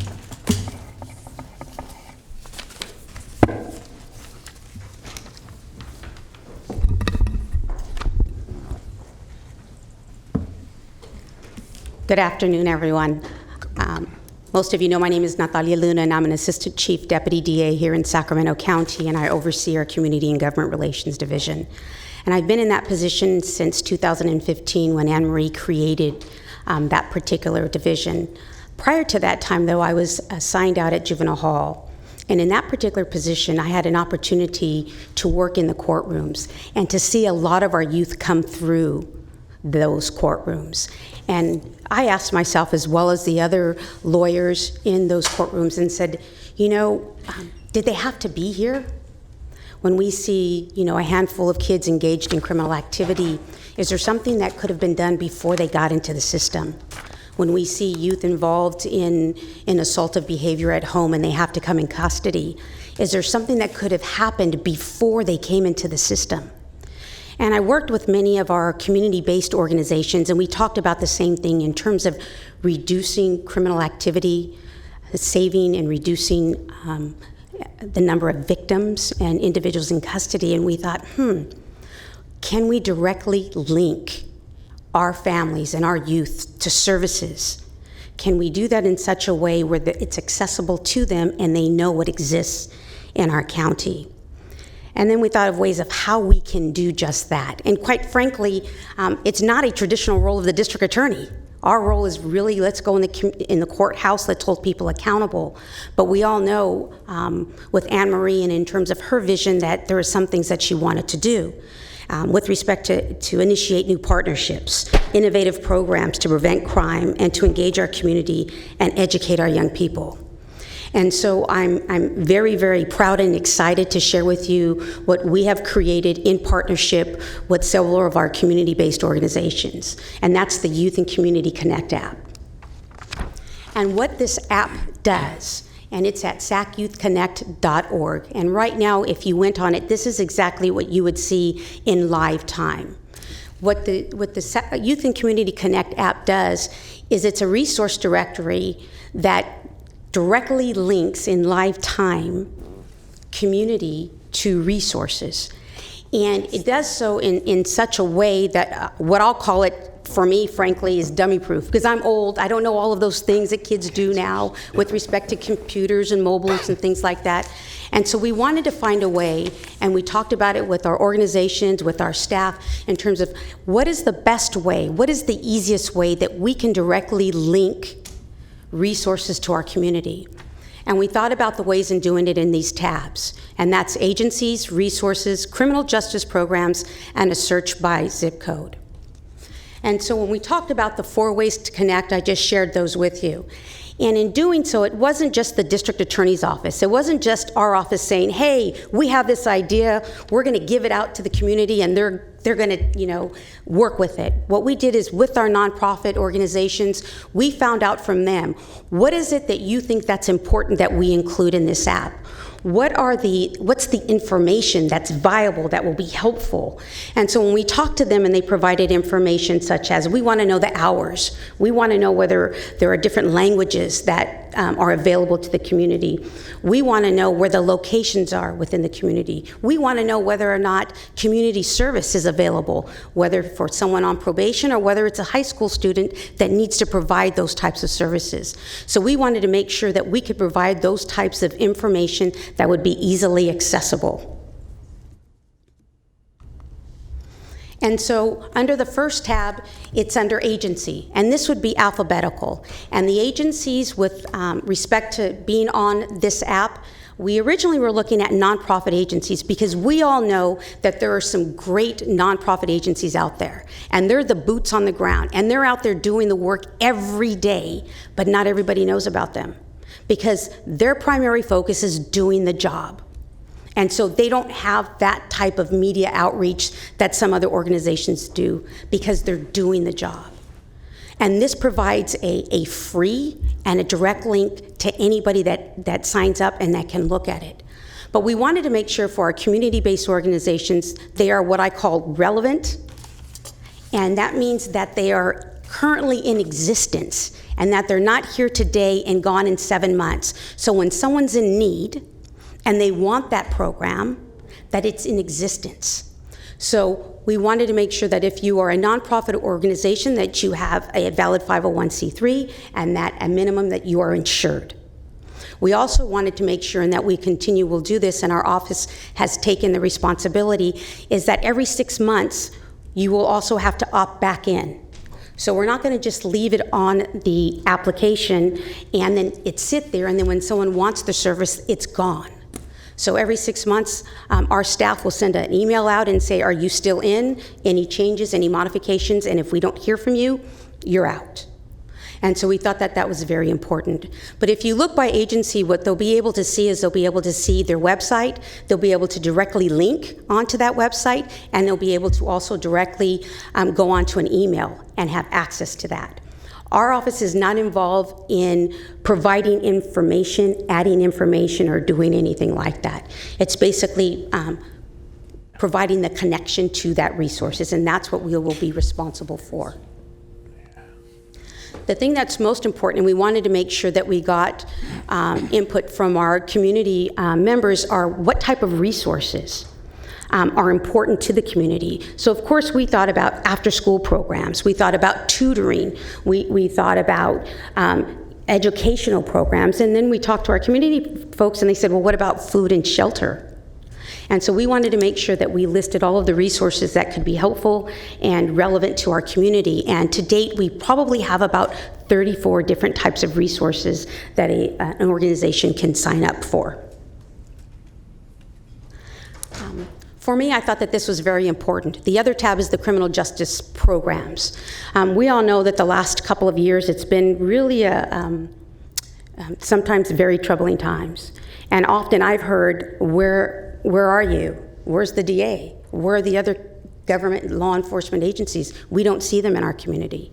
Frankly, for me, I'm here to tell you, I've been there, still there. But I think it's important that all of our community knows that there are a lot of different programs that are in existence that our law enforcement partners, our law enforcement agencies have that we can provide and share with our community. And so we also have a tab that's called Community Justice Programs. And this is just a sample that you see before you of what it would look like. So we have our district attorney's office, we have our youth shadow day, we have our crime lab shadow day, we have our youth academy. I believe the sheriff's department probably has 13 different youth programs currently that they are engaged in. And so we wanted to make sure that this tab was available for all of our community. And the last one for me is most important because I bet everybody in this room probably today has had someone come up to you and say, I need help. My son's in trouble, or he's going to be in trouble. I don't want him to go through the system. Can you help me with this? And if you're familiar with the area, you may be able to help them. But on many occasions, you're not. And so what we wanted to make sure is that someone has immediate access to services in the area in which they reside or which they want to go to that service. And so we decided to include a search by zip code. Now, you all probably know there's about 64 zip codes in Sacramento County, and we just didn't want to have someone break their thumb going all the way through. But we thought it would also be helpful to share it by area. Because if I'm in the Meadowview area and I want a type of assistance, let's just say tutoring, and they don't have it there, I know that Valley High is nearby. So I can click on Valley High and they can tell me all of the resources that exist there.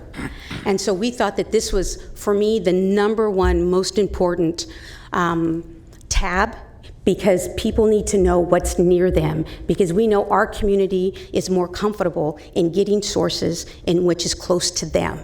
They're going to go there, they're going to get the help that they need. Some questions. Is it Google or Android? How do we get on this? What do we do? Well, the great thing about it is you don't have to. You don't have to be on Apple. You don't have to be on Google. What you do is you go on to sacyouthconnect.org. So if I can ask that quick, because that was where I was going to go with this. But it's actually precluded. I mean, it's not on. I mean, it's not just that you can go to that site, but a lot of people end up downloading apps because they happen to be on the store and they see it. We're asking people to know an address and go to that address. What's the logic behind not giving them the option of getting it through those sites as well? Well, one of the things for us is that if you go on to SAC Youth Connect, then that means anybody can go on it. That means I don't have to, if I'm a youth and I want to get on some programs and I don't have a credit card and I can't get on Apple or I can't get on Android or any of those, all I have to do is go on to SAC Youth Connect and it'll ask me, do you want to upload this? And you just say yes. But you get those on the Apple and Google store sites as well. I mean, they have thousands Why aren't you doing that? Of free apps. Right. Yeah, so why don't we just list there too? Give another way of showing the face to the community. You want to?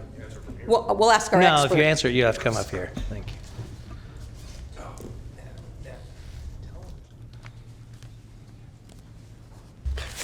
Hello, sorry. If I need these. Yeah, so the idea was to... Your name for the record? Oh, sorry, Stephen Winter. Thank you. And we built this as what's called a progressive web app. So that way we control the data that sits there at any time. With the traditional native app that you would download to your phone, if there's an update, then you have to go get that update. You have to download that to get the latest data. So we opted to do the progressive web app so we control the data all the time. So you can use it offline or online.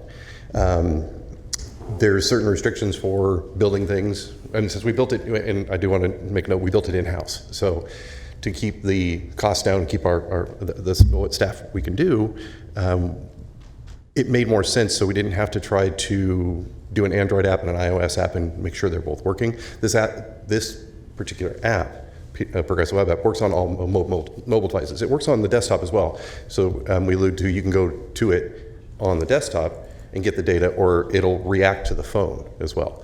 When we talk about downloading it, what that does is it just puts that resource on the phone, and then anytime you go to it, be it you're connected to the internet or not, it still has the data.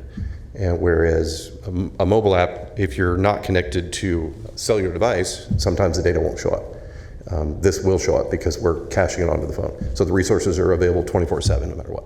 So that was the decision not to do a true mobile app, and that way the information is constantly there for the end user. I'm hoping I answered the question. Okay. All right. Yeah. Okay. And I think the one thing that I really would like to stress with respect to this is that we looked everywhere to see if we could find something similar to this to be specific with respect to our youth and to connect them directly to resources. And we couldn't find anything anywhere with respect to that. And so it was something that we worked on for probably at least a year and a half in terms of doing something like this. And that the district attorney gave us the permission to try to get it done outside of our office. And when we saw that the zip codes and things weren't working, she was committed, as much as we were committed, to get this out to our community. And so we've kept that in-house. Okay. Supervisor Serna. Thank you. So last time we talked about this, Natalia, you were encountering some issue with trying to garner some interest from the entities that would potentially participate with the app. It looks to me from the staff report, it looks like that number has considerably grown since last we spoke, so that's a good thing. But in terms of how the public can and should access this, and in terms of making that as easy as possible, what is the intent around how best to link this to the County of Sacramento portal, the website portal for the entire organization? What about our 311 app? Is there a way that this can somehow be embedded or assigned somehow into that? I'm just thinking about all the various different ways that we encourage our constituents to access services. All of them, great once you get there, but it's sometimes just a matter of getting there that is the most difficult challenge for folks. Like, where do I even start? So it'd be good if there's just some kind of good, thoughtful way to kind of cross-reference access with what we have in place as well. So I'd like to hear what you have to say about that intent, or perhaps you're already doing that and you just haven't got to that part of your presentation yet. Well, with respect to our outreach, we've sent letters with respect to the app itself to probably over 500 different nonprofit agencies. We've been on Nextdoor. We've sent out press releases. We've gone to multiple community meetings. We've gone to multiple faith-based churches. We've reached out in any way, shape, or form that we can in terms of getting the word out. We've partnered with Summer at City Hall, where the high school kids have created a billboard and a PSA in terms of getting the word out, and the goal is to put up that billboard within the city of Sacramento. They have asked the city council, and I believe it should be hopefully sometime in the near future on their agenda, if there were any time in which the city is providing funding to any youth programs, that one of the requirements would be that they would be on the app. And so I guess that would be another request that I would make then for the board to consider with respect to providing funding to youth programs. And so we are doing a press release on the 20th of this month in terms of getting the word out as well. So we continue to work in that particular fashion. We have communicated with our law enforcement partners, the police department, the sheriff's department, probation, and of course our office, and they have all committed to putting the app on their work phones. We believe it's a wonderful opportunity when you are out in the community and you're talking with your community and they ask you for help, you're immediately able to provide that assistance. Our partnerships are not only with La Familia, with Always Knocking, and with Brother to Brother, but what we have done is created community advocates. And as you can see on this flyer, we not only have been handing out flyers, and that we'll do that tonight as well at National Night Out, but we have community-based advocates that are very supportive of this program, and they include SETA and the Boys and Girls Club and Blue Shield California and Chicks in Crisis and a lot of other agencies that are working with us to get the word out with respect to this app. And I welcome any other thoughts and suggestions that any of you may have to help us in terms of getting the word out. I'm sure we'll have lots to share with you. But what about the issue of connectivity? Perhaps your technical person could respond to that if you don't have the answers. But I'm just real interested in understanding kind of the connectivity in terms of this app and the existing platforms that we have. Just so I understand the question, the connectivity. Mm-hmm. You're wondering how folks get to the app? So if I go onto the Sacramento County website, right, if I just go to the general website, I have a bunch of different choices in terms of the tab selection I could choose. For instance, how do I get to the Board of Supervisors? I got to navigate through, and I find Board of Supervisors. I want to find out, meetings, when they are, what's on the agenda. There's a way to do that. But is there going to be some connection to this app once someone goes to that first main page for the County of Sacramento, for instance, and is it maybe it's just an icon of that you have, your logo, but is there an intent to connect to that website? Is there an intent to connect, somehow be embedded within the existing 311 app that people have already downloaded? Won't you speak to that? Well, I would say yes. If it's possible for us to do it, we will. Okay. I would suggest that. I mean, it seems to me that you don't want to waste the opportunity of using existing platforms to make it as easy as possible, because your interest is making sure it's on someone's mobile device. That's what you want. Correct. Right. So flyers are great, billboards are great, press releases are great, but the easier you can make it for it to mechanically work between platforms, I think the better in terms of achieving that objective, right? Yes. Thank you. Continue. Are you done? Thank you. Oh, that's it? Yes. I mean, not that it wasn't a lot. Thanks, I can Natalia. go on. Thank you to the very team. much. Yes, very encouraging. Yeah, really good work, and as Supervisor Cerna said, I'm sure that we all have some ideas as far as, specific to the districts that we represent, as far as who to do the outreach when it's time. So probably circle back, and we can have those conversations. Very good. Thanks. Thank you. Great work. Thank you. Next item. Next item. Item number 46, 6229 Gobernadores Lane, request for a development plan review for a new single-family dwelling located at 6229 Gobernadores Lane in the Residential 2 zoning district with Parkway Corridor combining and Carmichael Colony Neighborhood Preservation Area overlays within the Carmichael Old Foothill Farms community. Good afternoon, members of the board. Leanne Moffett, your planning director. I do have a full PowerPoint. We do have one speaker. I could just give some overview remarks and point to some of the mitigation measures that are in there, or I can give the full PowerPoint at your discretion. Given Ms. that we have a Peters, do you have speaker. any preference? Succinct? Okay. Overview. That's why I asked you.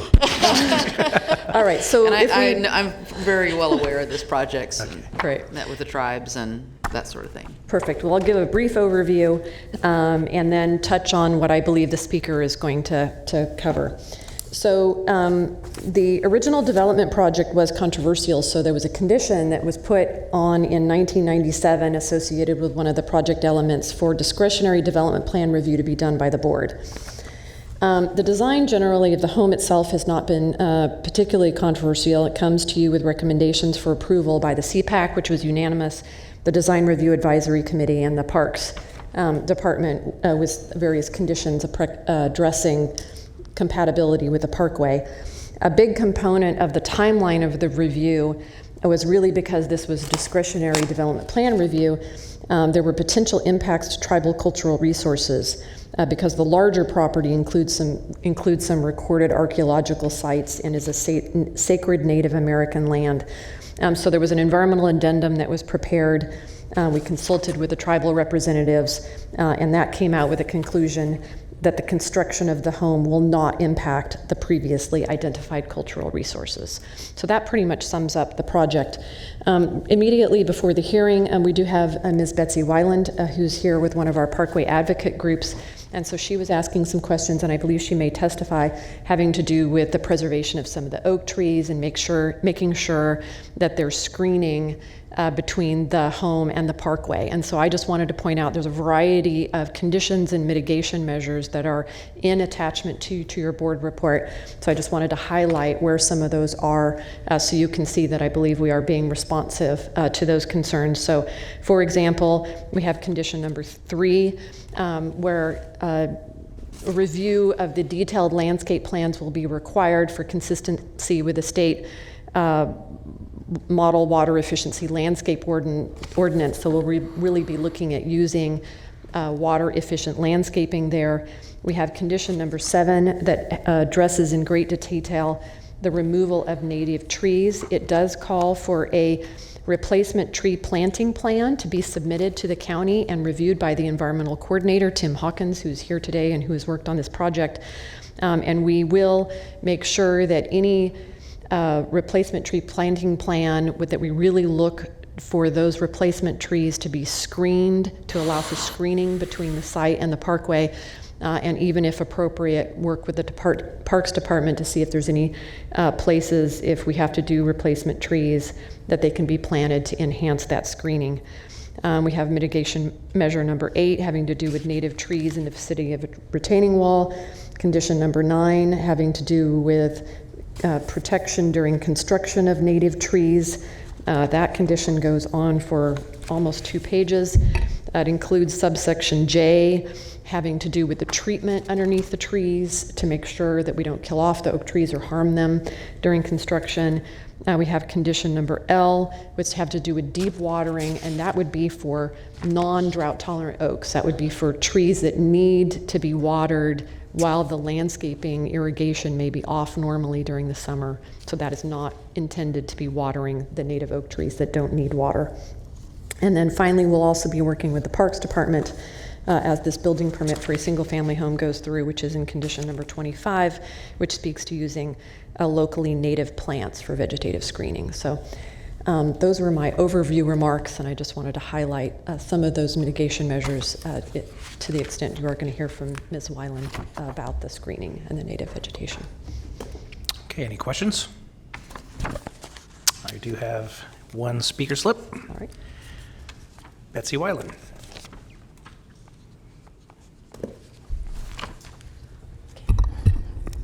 Good afternoon, Board. My name is Betsy Weiland. Thank you for your time. And I sit on the American River Parkway Advisory Committee, and I'm part of the project review team. So just very quickly, first of all, I want to thank the applicant, Mr. Damian, for being so cooperative during the whole process. And I know it was very hard on him, and it was long and arduous, but he worked within the parameters of the Parkway Corridor Combining Zone and no special permits, et cetera, et cetera. So I wanted to make sure to thank him. I also want to thank County Parks and the Planning Department for all of the conditions, mitigation, and mitigation monitoring in regards to the trees in particular, because the success of this project is dependent on the tree screening. There are a lot of native, 37 trees, I believe, on the property. A lot of it are native oaks, and they provide a lot. They're going to provide a lot of screening of this house front to the parkway. So we need those trees to survive. So I greatly appreciate that. And then just bigger picture, very quickly. These projects always bring forward a lot of questions, bigger picture questions regarding trees and tree preservation. So I look forward to working with county planning on the update of our tree ordinance, which I'm hearing might not just be small bites, but we may be looking at a very comprehensive look at it. So thank you very much for your time, and I look forward to all those trees surviving. Thank you. Thank you, Betsy. That's the only card I have from the public. Is there anyone else who'd like to speak on this item? Okay, is there comments, questions from the board? Okay, thank you. I don't have questions, I have comments. Okay. I'm going to move for approval of this. This has been a very long process. This is one of the, if not the first, one of the first projects that came in under a new rule from the state government about native burials, and there was some, I met with the tribes, there was some very interesting work they did with dogs on site, and it was a very long process is what I can say. And so I'm going to move for approval, given particularly, I forgot to mention all the tree work, that I feel confident that with this level of detail that the trees will be well taken care of. So I'll move staff recommendation. Second. So before we vote, I will say that I'm going to use a very technical planning term here. It's also a really cool project. So, I mean, it's really well done. It is. Please vote. Unanimous vote. Thank you. Item number 47. Elkhorn Boulevard Grocery Outlet PCN ABC license hearing to determine whether public convenience of necessity would be served by issuance of a Type 20 liquor license to grocery outlet located at 3643 Elkhorn Boulevard in the North Highlands community. All right, I was going to go through the PowerPoint on this one. There we go. So this is on Elkhorn Boulevard in the North Highlands community, and it is an ABC license hearing for a Type 20, which is beer and wine only, for a new grocery outlet store. It is, here's a 1 mile radius map showing other sites in the vicinity. It is in both over-concentrated and high-crime area. The census district allows for 4 off-sale, and there are 9. This would bring that up to 10. And we also have information on the 1 mile radius here. We are coming forward to you with a recommendation of approval. There is an analysis in the report about the ability to have a full-service grocery store in this neighborhood that provides a wide variety of groceries, including fresh fruits and vegetables and all of that, and a belief that that will provide this neighborhood with that full-service grocery store. We do have a recommendation of approval from the Community Planning Advisory Council, and we did hear very positive comments from the community who are very interested in having this grocery outlet store in their neighborhood. We have the standard sheriff letter indicating their withdrawal of opposition as long as all of the standard conditions are added to the license, and all of those standard conditions, including the 10 p.m. cutoff and the single sales and all the security measures, are included in the sheriff's letter and would be moving forward. So that's the staff overview. All right, questions? I don't have any questions. Were there any speakers? There's no speakers. Okay. Given that the application has met all the requirements of the Sheriff's Department, I would move approval and note that this is moving along the lines where we're trying to see our ABC licenses in District 3 move into grocery stores and places like that rather than individual liquor stores. So move approval. Thank you. Second. Please vote. Unanimous vote. Thank you. Item number 48, Squirrel Monkey Haven Appeal Fee Waiver. Request for a waiver of fees for an appeal of the zoning administrator's approval of a use permit located at 11859 North Valenson Road in the Southeast community. This item was continued from July 16th. All right, so I do have some brief remarks to cover this one. This was heard previously by your board on July 16th, at which time the board heard from staff with a recommendation for denial, and also heard from the Clonches, who are requesting the fee waiver, and heard from them with their testimony with regard to why they feel a waiver of the fees is reasonable. At that hearing, a request was made by Supervisor Natoli to consider the use of TOT neighborhood project funds as a source of funding for the appeal waiver. Supervisor Natoli spoke about what he felt were unique circumstances associated with the project and about the community-wide interest associated with the use of a kennel conditional use permit process to consider the project. The report before you today continues to reiterate the original staff recommendation for denial of the fee waiver request based on the fact that the negative declaration was the appropriate document and that the applicant achieved their desired result of an analysis via an environmental impact report. The board report before you today also indicates that your board can approve the requested fee waiver today.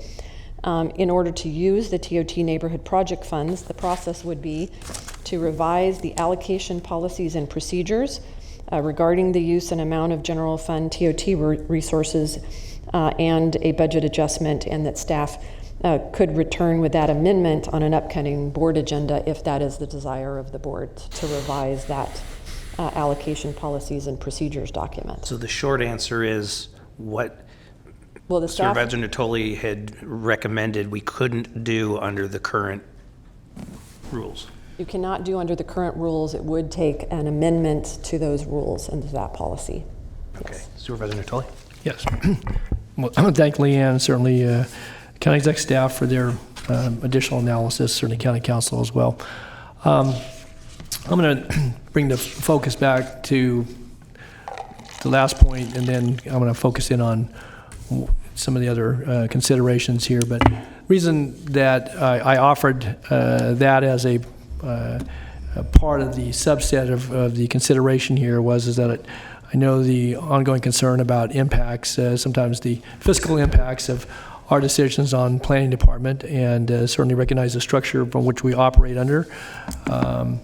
Again, I think that, the ability to get there obviously exists under the scenario outlined here. It's pretty convoluted, and at this point I'm not going to focus on that, but I did offer that because, again, I recognize the, quote, fiscal impact, end of quote, as it relates to the planning department. But I want to come back, Mr. Chair, if I could, just briefly to, as I reflected on this the last time and have continued to do so, and it relates to the board's ability to consider in the same sentence, in the same breath, whether there was a staff error or quoting directly from the code sections, as we're quoting from code sections about other things that we do relative to fiscal part, that other special circumstances that justifies the waiver.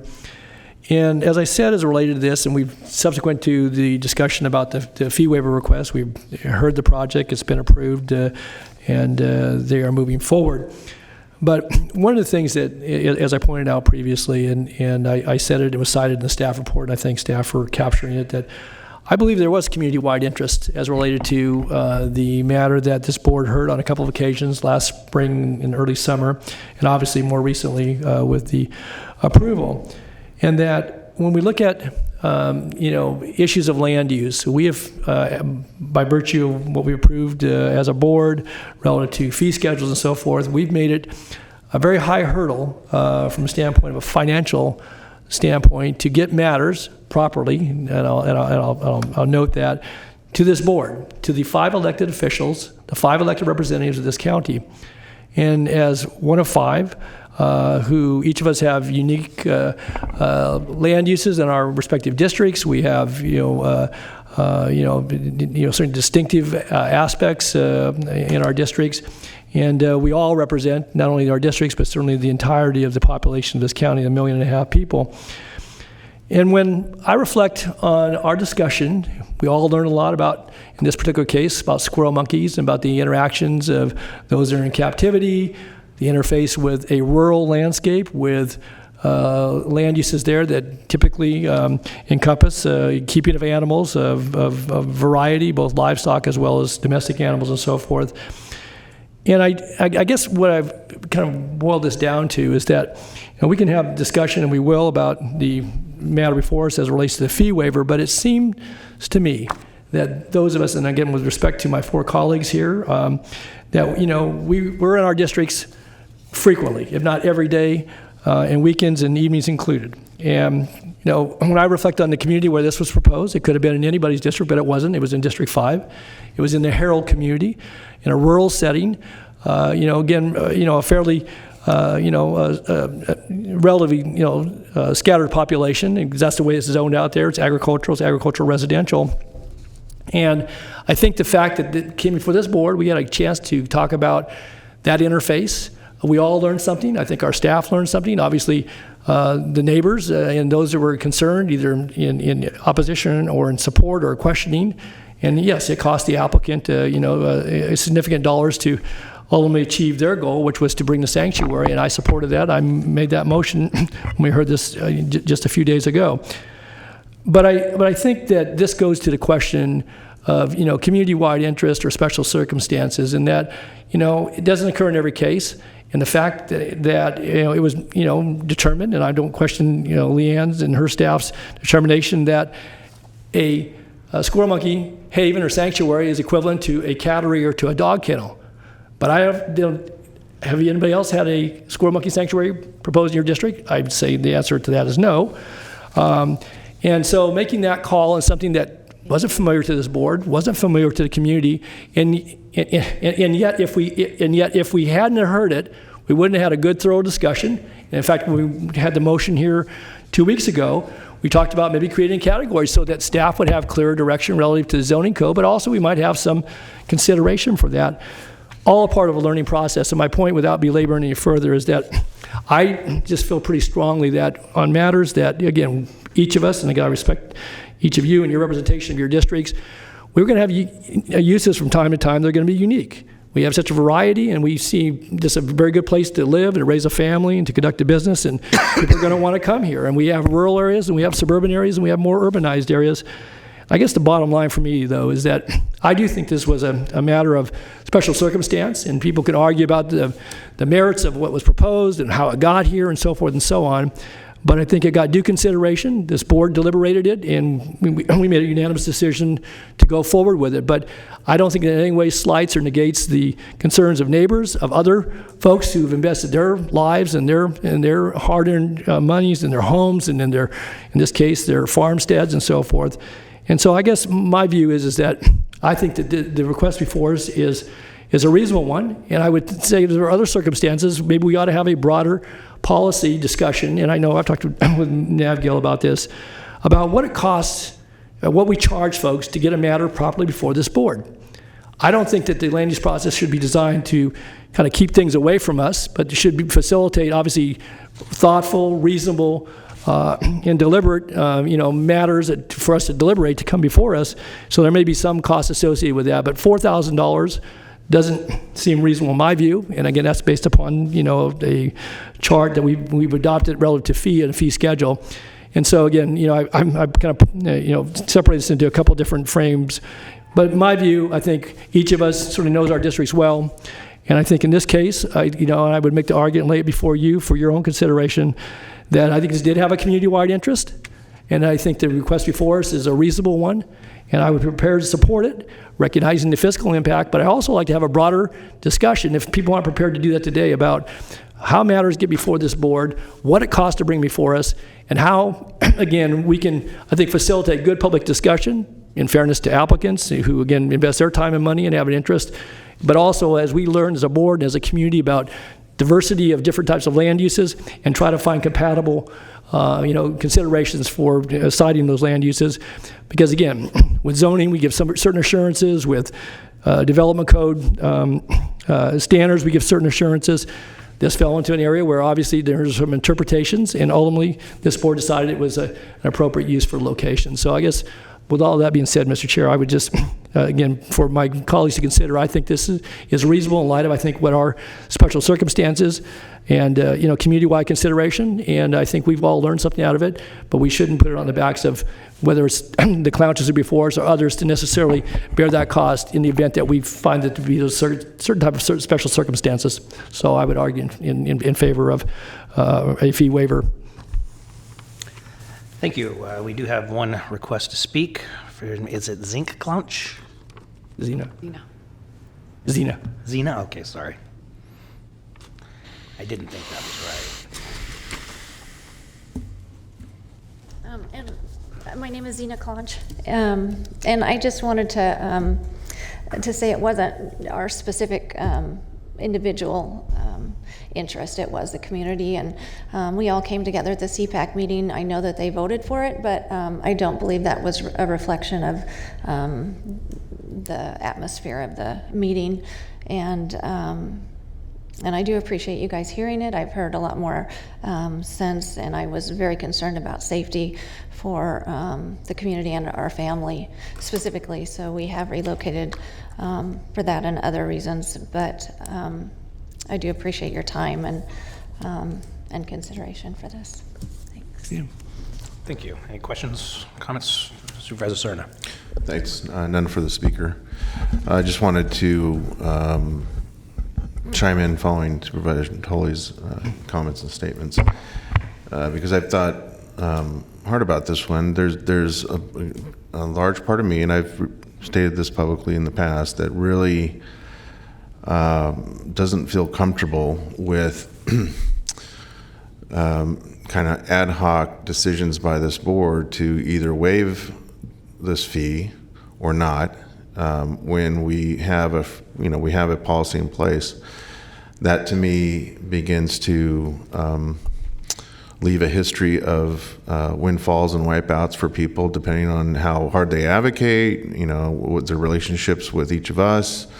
the circumstances of the appeal, for instance, if a single person or if a whole community was behind it. And I don't think when it comes to a cost that's this great that we should, as a matter of practice, get in the business of applying our discretion that way. I think this has to be a function of a consistent policy so that everyone gets equal treatment under the law.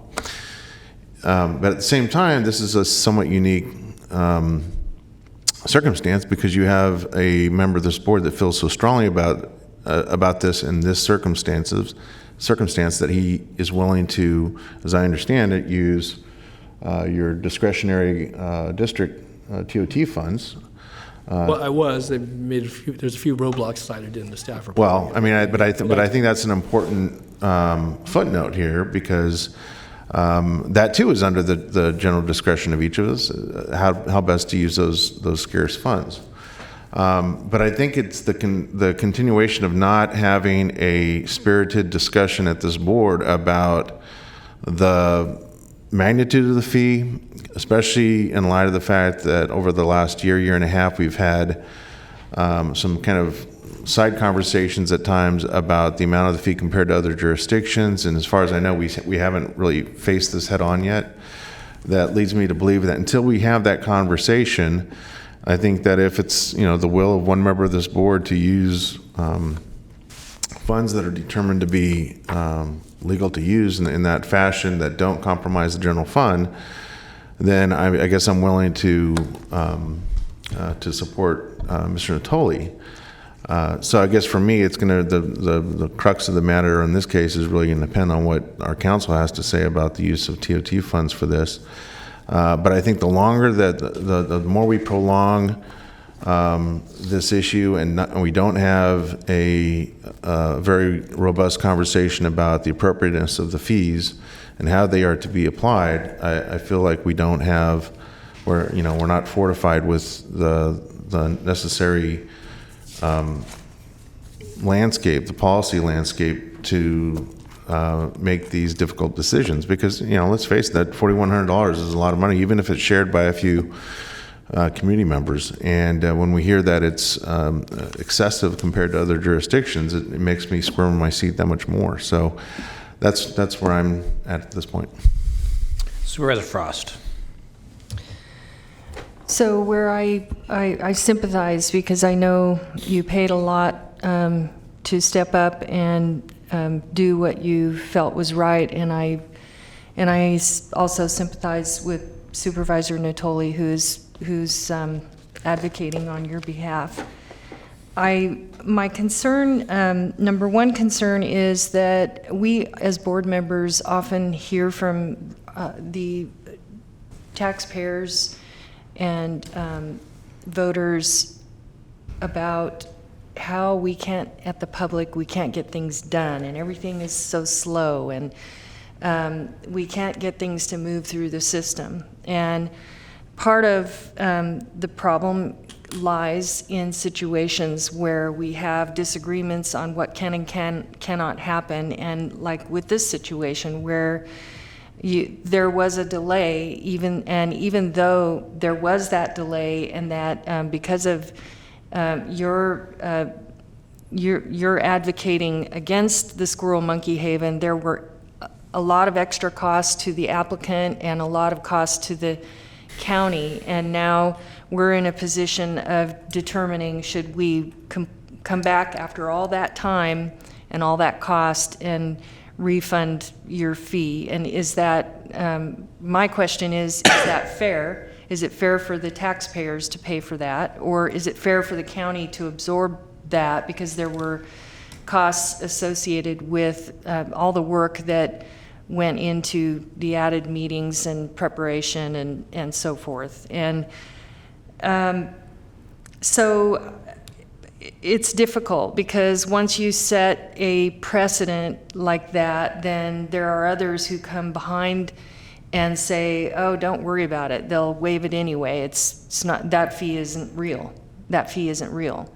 But we really were honest up front. The cost was real for us, and the cost was real for the applicant, and whether or not the outcome, you might have won, you still would have spent the money and knew you were spending the money. And I think I applaud you for being willing to put your money where your mouth was, because a lot of people just complain and they're not willing to do that. So I respect you for that. But I am not sure it's fair to go back and just say the protocol doesn't exist. There is a protocol in place that we go by. And so I am not prepared to support waiving your appeal costs. I'm prepared to support staff's recommendation, and I'm sorry, but it just seems like the right thing to do for me. That's it. Any other questions, comments from the board? As I said, I have no more public comments, so is there a motion? It's not typically, but we're ahead of schedule, so come on down. No, just to add, the environmental review was done, and I don't believe it was adequate in the beginning. It's and it cost both sides. I mean, it was upwards of $20,000 for us personally. So not only did we pay for the fee here, we incurred so many costs and biology costs, and so it was, you know, in the best interest of, I feel, the community and safety concerns. So it wasn't only the application. There's a lot more costs involved on both sides. Thank you. Supervisor Frost? I was just going to say, my understanding was that the mitigated neg deck would have been adequate, and that in the end, the final EIR found that the mitigated neg deck was appropriate and sufficient. That was the staff conclusion. Okay, Supervisor Natoli? Yeah, thank you, Mr. Chair. And again, I appreciate the comments and Wayne and that my colleagues have offered here. I'll just, to touch on one point that Supervisor Frost, this isn't about win or losing. This is about finding compatible land uses. And we can structure a zoning code so that we think we have it all nailed down in neat columns that say that if you do X, you get Y. If you do Y, you get Z.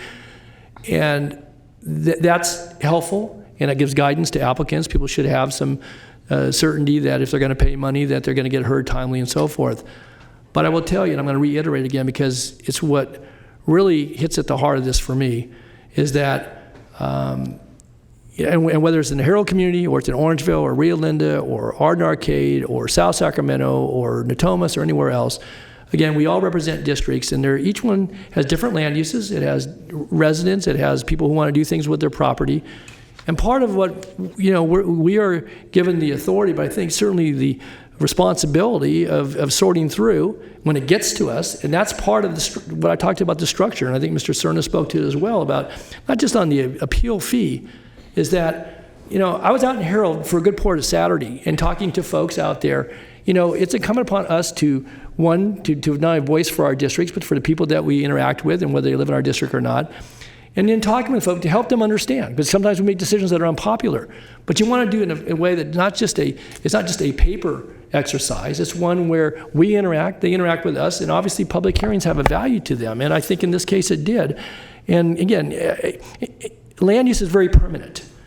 If there's one thing that I think that this board still has pretty broad discretion over, albeit the legislature wants to carve away at it in bits and pieces, is that we sit here and we talk about whether it's a grocery store or it's a house on the on the bluffs, or it's a squirrel monkey haven in Herald.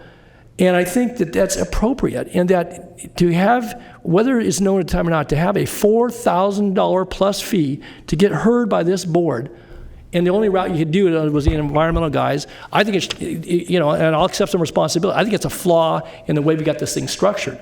And I think to Mr. Cerna's point, if you want to have a broader discussion, I'm prepared to have the discussion, because I can cite you some other examples where I think both through the community council process, but certainly through citizen process, again, not to disadvantage applicants who pay money, who again, time is money. I get that. But it seems to me that, and that's why I said very clearly from the get-go, however, whatever the decision here is in a moment or two, that this had community-wide interest. And if it had stopped, fine, applicants would have not had, gone forward and so forth. But we wouldn't have this conversation this time around about a squirrel monkey haven. But at some point in time, we'd have that conversation. So we all learn from that. And I don't think that it should be born, and maybe that's a general fund function in this county. That's the other thing is that if these matters are of interest, land use is permanent, it has benefits, and it may have downsides, it has costs associated with it, has property values associated with it, has quality of life issues associated with it. So I guess I would argue that in this case, but there are other examples, and probably in our respective districts where you could make this similar arguments, different uses, but similar arguments.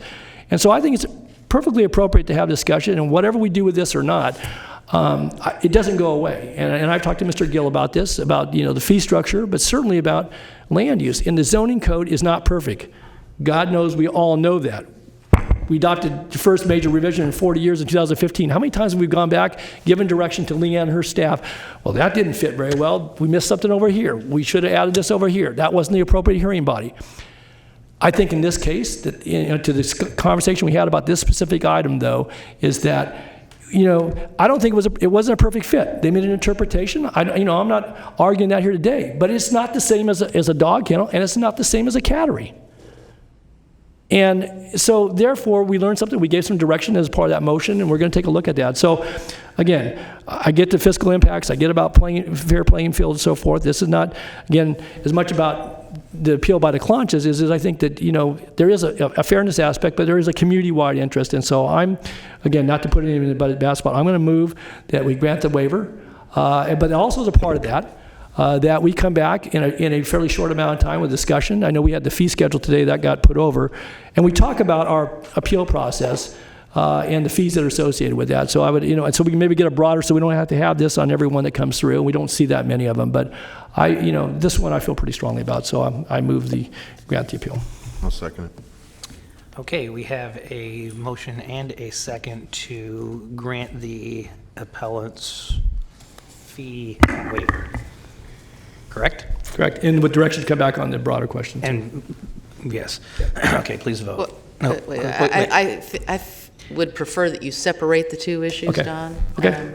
I can do that. That's fine. Okay, so on the first question of whether or not to grant the waiver, the motion is to grant the waiver. Yes. So a yes vote would be to grant the waiver. A no vote would be to not grant the waiver. Everybody clear? Please vote.